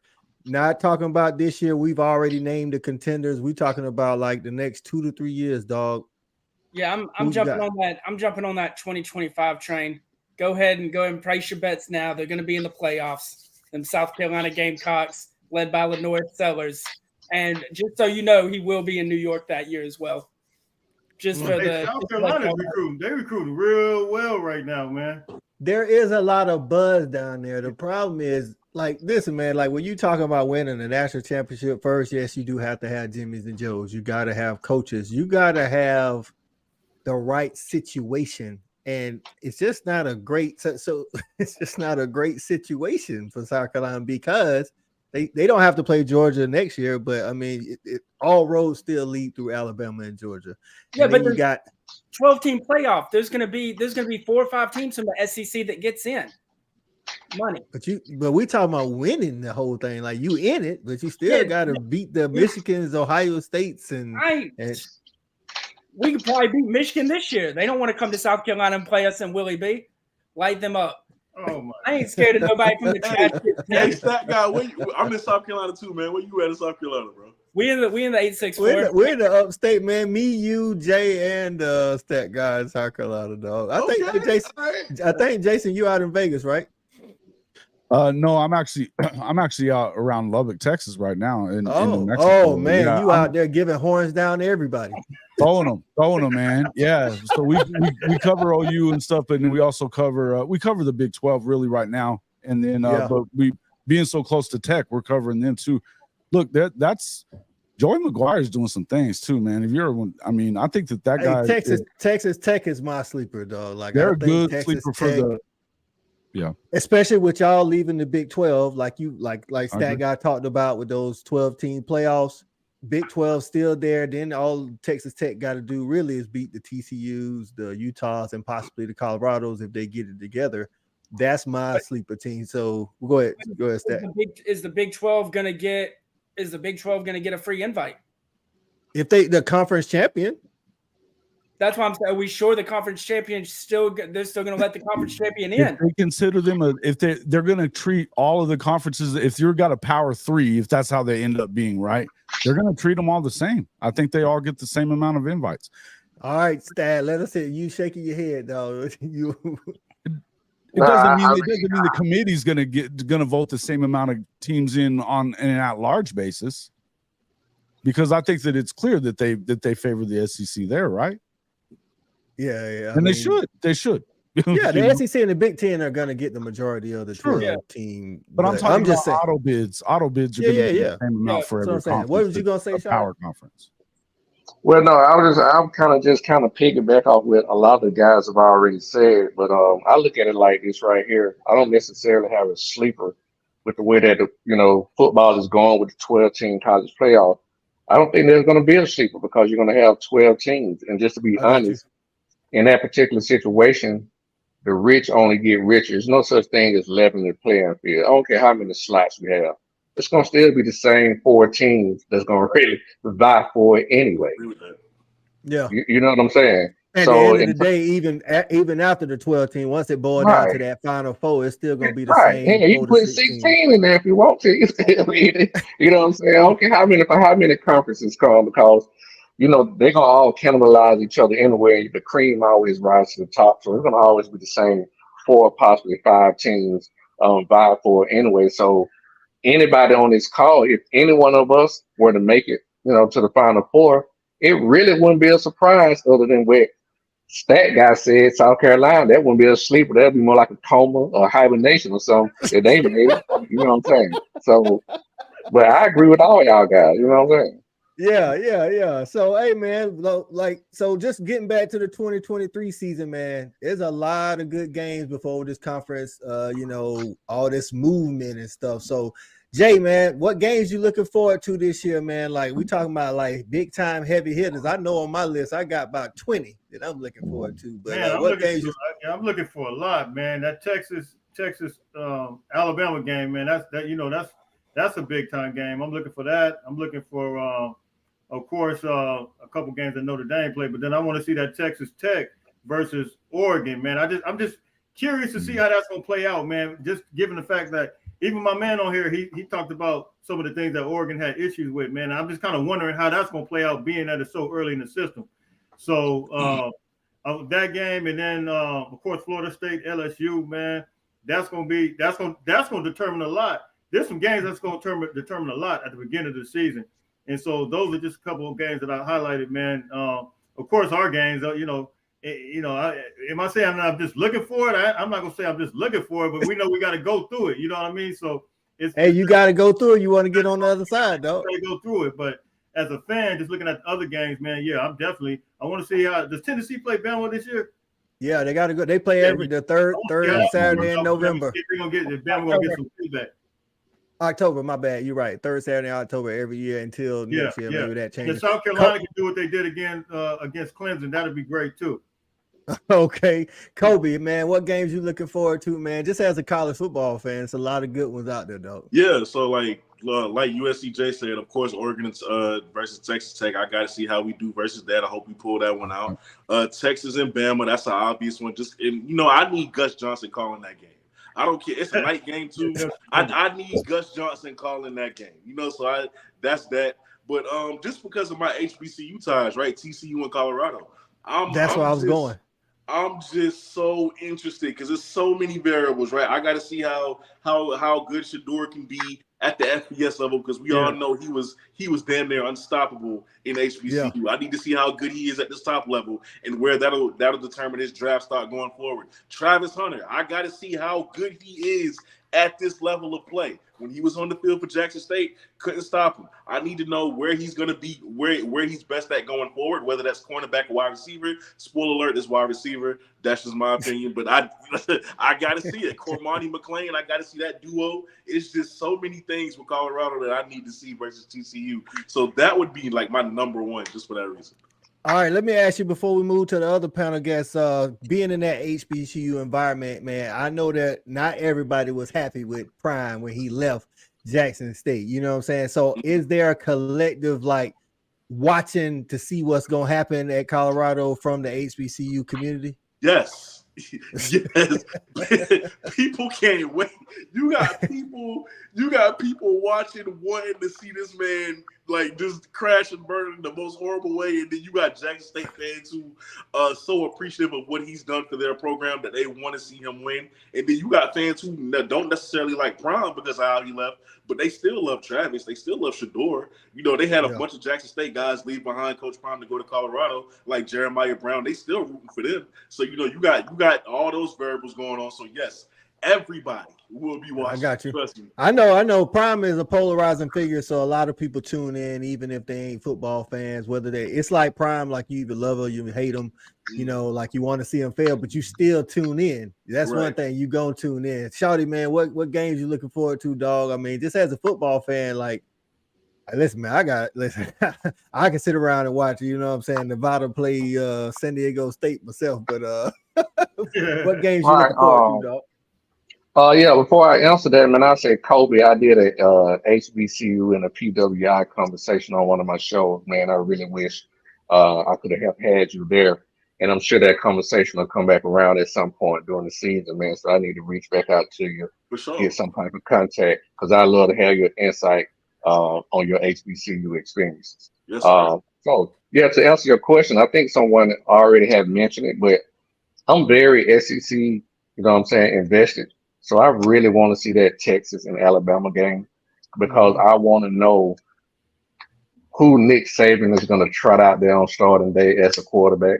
Because for me, that's going to say a lot about Alabama's team and where they're headed this year. And it also helps me get a barometer on kind of, you know, how I feel like, you know, the season's going to go or need to go for us. That's right, because that's game 2. You know what I'm saying? So it's barbecue mildew, get off the pot. Jason, what you looking for, man? It's a lot of them out there, dog. There's a lot of them on there. And, you know, they already brought up that Oregon-Texas Tech game. I think you get to find out what Texas Tech's all about right there. You know, is that you know, that's in your house. You need to kind of step forward and at least be very competitive in that game, right? So I'll kind of see how that works itself out. I'm looking forward to that Georgia-Tennessee game in Knoxville. You know, I think that if you look at the Georgia schedule, that's the toughest one on there, right? You know, it's to me that would be the hardest one on there. But I'm not sure that I trust I'm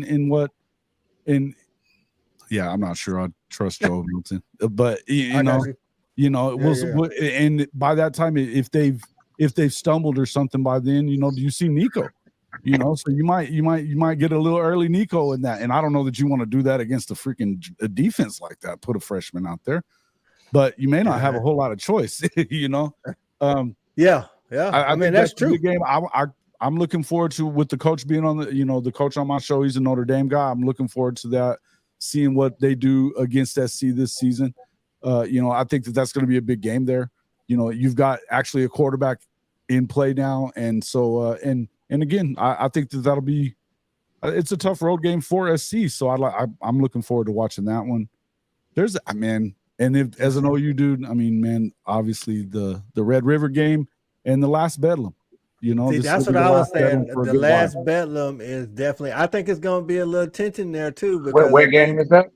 Oklahoma State versus Oklahoma at the end. I think I don't know, you know who, but I think it's a little tension on who didn't want to keep the rivalry, who did want to keep the rivalry, that kind of thing. I definitely think Oklahoma has the better roster. Gundy's 3-16. We it's pretty easy to know who wanted to keep the rivalry. When do they get tired of eating that Gundy sandwich? Huh?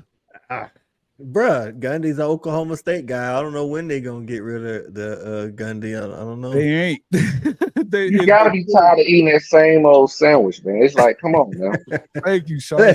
Hey, man. I hope they keep him forever, though. Hey, who knows, man? Listen, I'm looking forward to Colorado, Nebraska, because both first-time head coaches at their respective schools, they've been having not a direct war of words, but some little shots thrown here and there. Matt Rule and Prime.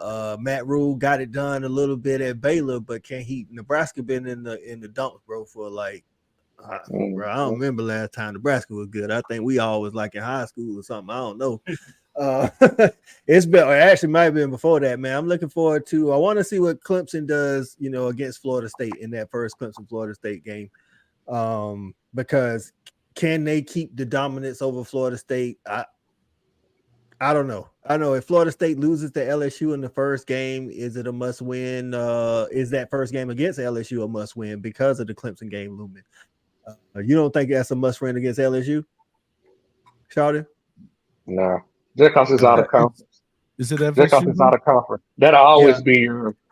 That's always the scapegoat. It's out of conference. You know what I'm saying? You can always. It's easy to bounce back from that type of loss. You know what I'm saying? Because your goal is always still in front of you. Yeah, the conference goal is in front of them, but if they got playoff goals, that game matters. Yeah, but you cross that bridge when you get there. That's shit 10, 11 games from now. You got to rest on before you can think about playoff. That's true. I'm looking forward to that USC Washington game. If everybody's healthy, you got Michael Penix, Caleb Williams. You got two of the best receiver cores in the nation.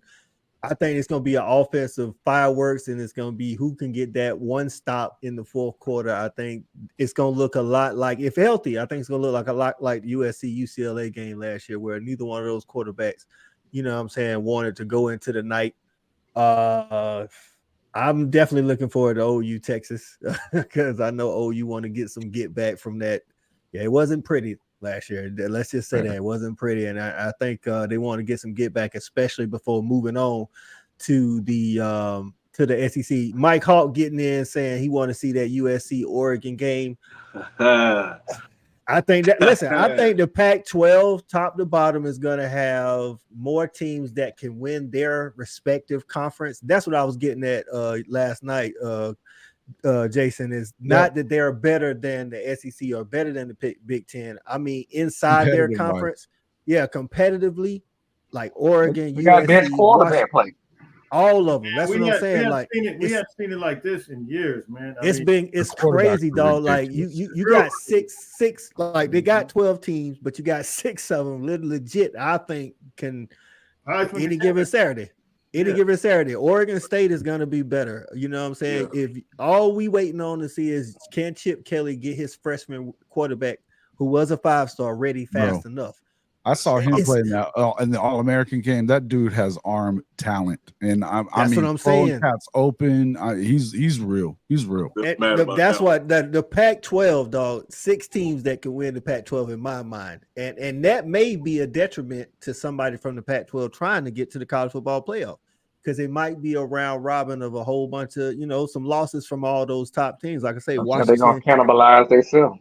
Exactly. Like USC could beat Utah, but then USC could lose to Washington. Washington could then turn around and lose to Oregon State. It's like, bro, it's like that the quarterback play out there is bananas, dog. And even Arizona, man. Like, I'm not saying they're not one of those teams that can fight for their conference, but they got some stuff going for them. You know what I'm saying? So it's a lot of good games now. This is my guy Talking Sauce. Y'all check him out. He's a Florida Gator. Yeah. He said that Miami, Texas A&M.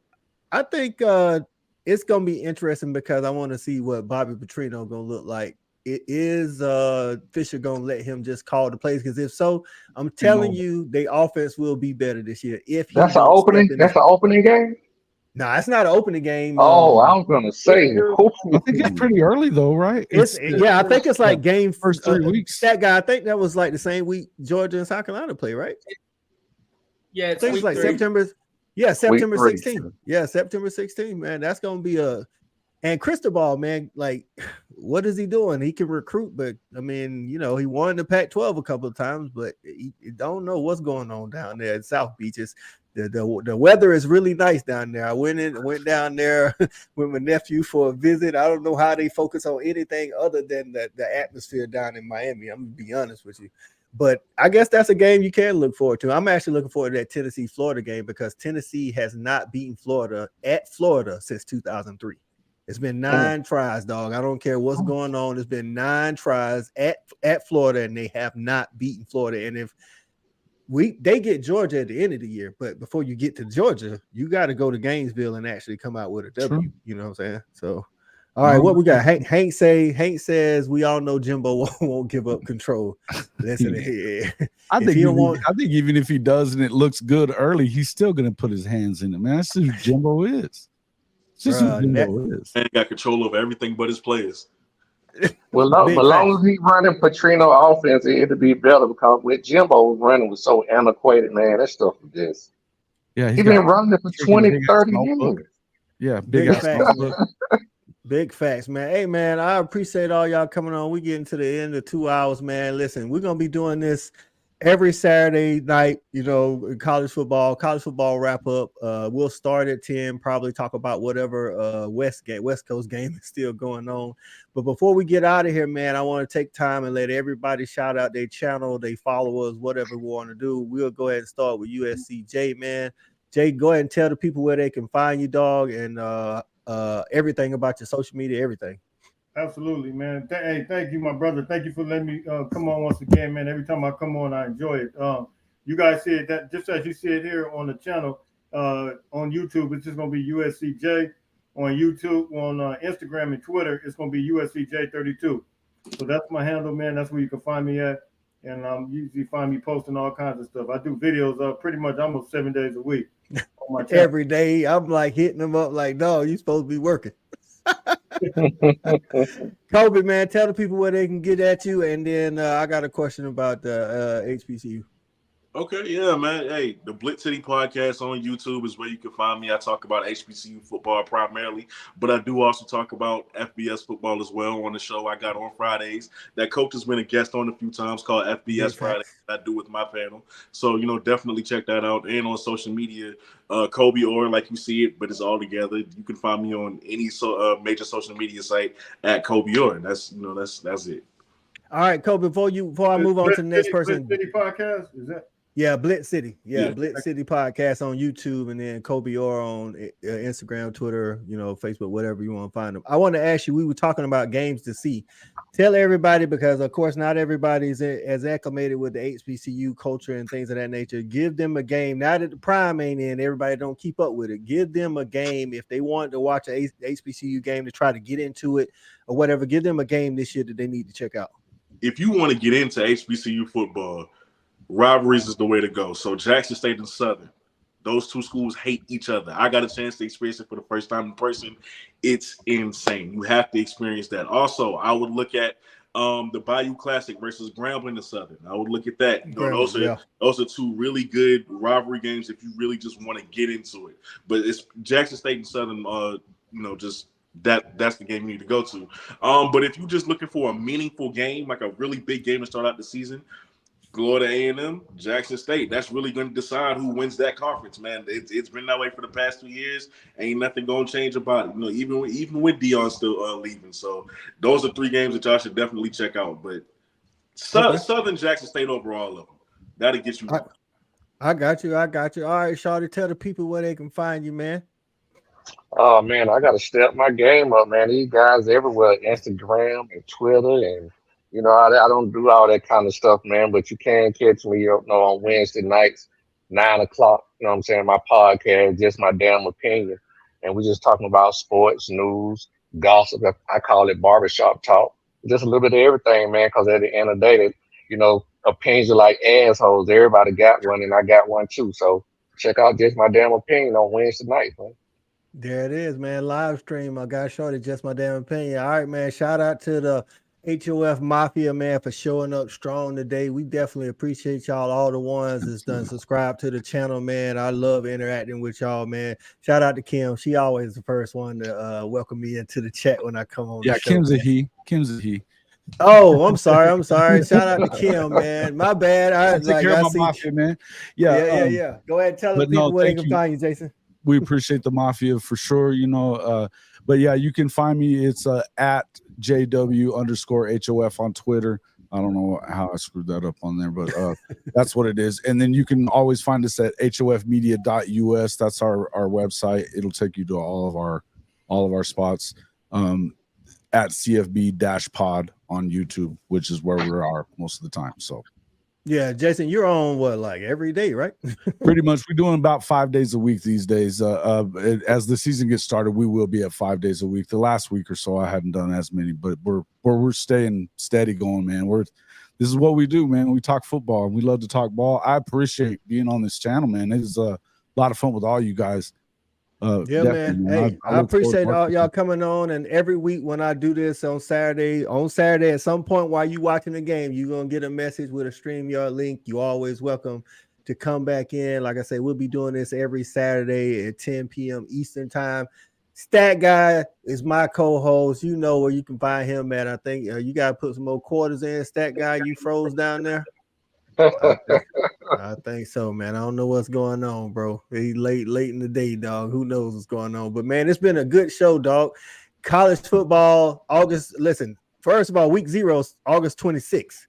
I don't know who's gonna be watching. I'll be watching the Navy Notre Dame game just because, hey, man, it's in Ireland. Why not watch it? I know SC, y'all got a game that day. Who y'all take on? Is it Fresno State? No, we got San Jose State. San Jose State. Hey, man, I knew it was one of them states out there. Y'all trying to sneak that game in and get ready for the real competition the next week. I see what y'all doing out there. Hey, Coach. Coach. I'm going to say this to Jason on USCJ. Hey, man, it feels good to be on top, man, because the kind of conversation y'all having, I don't even have to have those no more. Hey, the thing about it, you know how it feels to be on. You know how it feels to be on top. We know how it feels to be, but they don't know how it feels to be on top. So that's a whole other situation. I was. Hold on. Hey, I didn't say that, Jay. Listen now, Jay. Y'all won early 2000s. Bob Stoops won in Oklahoma too. Now. Yep, he did. What was it? One? It wasn't even one, was it? Was it one? It was one. Yeah, he won one. They played for some more, but there was one. Okay. Yeah. Listen, man. And sorry, hey, man. Hey, they definitely been good this whole time, though. You know, unlike SC, but that's all right. Yeah, shout out to everybody that showed up in the comments, we man. We need Lincoln Riley, man. He got us back. Yeah, maybe he's y'all Pete Carroll. We'll see, man. But definitely, man. Shout out to my guy Cobi. Say dogs on top. Yeah, man. I appreciate that. And hey, Jason, you already know. You see the comments, man. You got a stalker as always. Yeah, we're not gonna give him. We're not gonna 5-star clown. Yeah. We're not gonna give him no props on him. But hey, man, I appreciate you helping the video out nonetheless. Hey, y'all go check out all these people. Shawty at My Damn Opinion on YouTube, Cobi Orr at Blitz City Podcast on YouTube, USCJ on YouTube, and my guy Jason Watkins, Hall of Fame College Football on YouTube, man. That's it for us, man. Saturday Night Snap Count. We out of here. I'll be safe.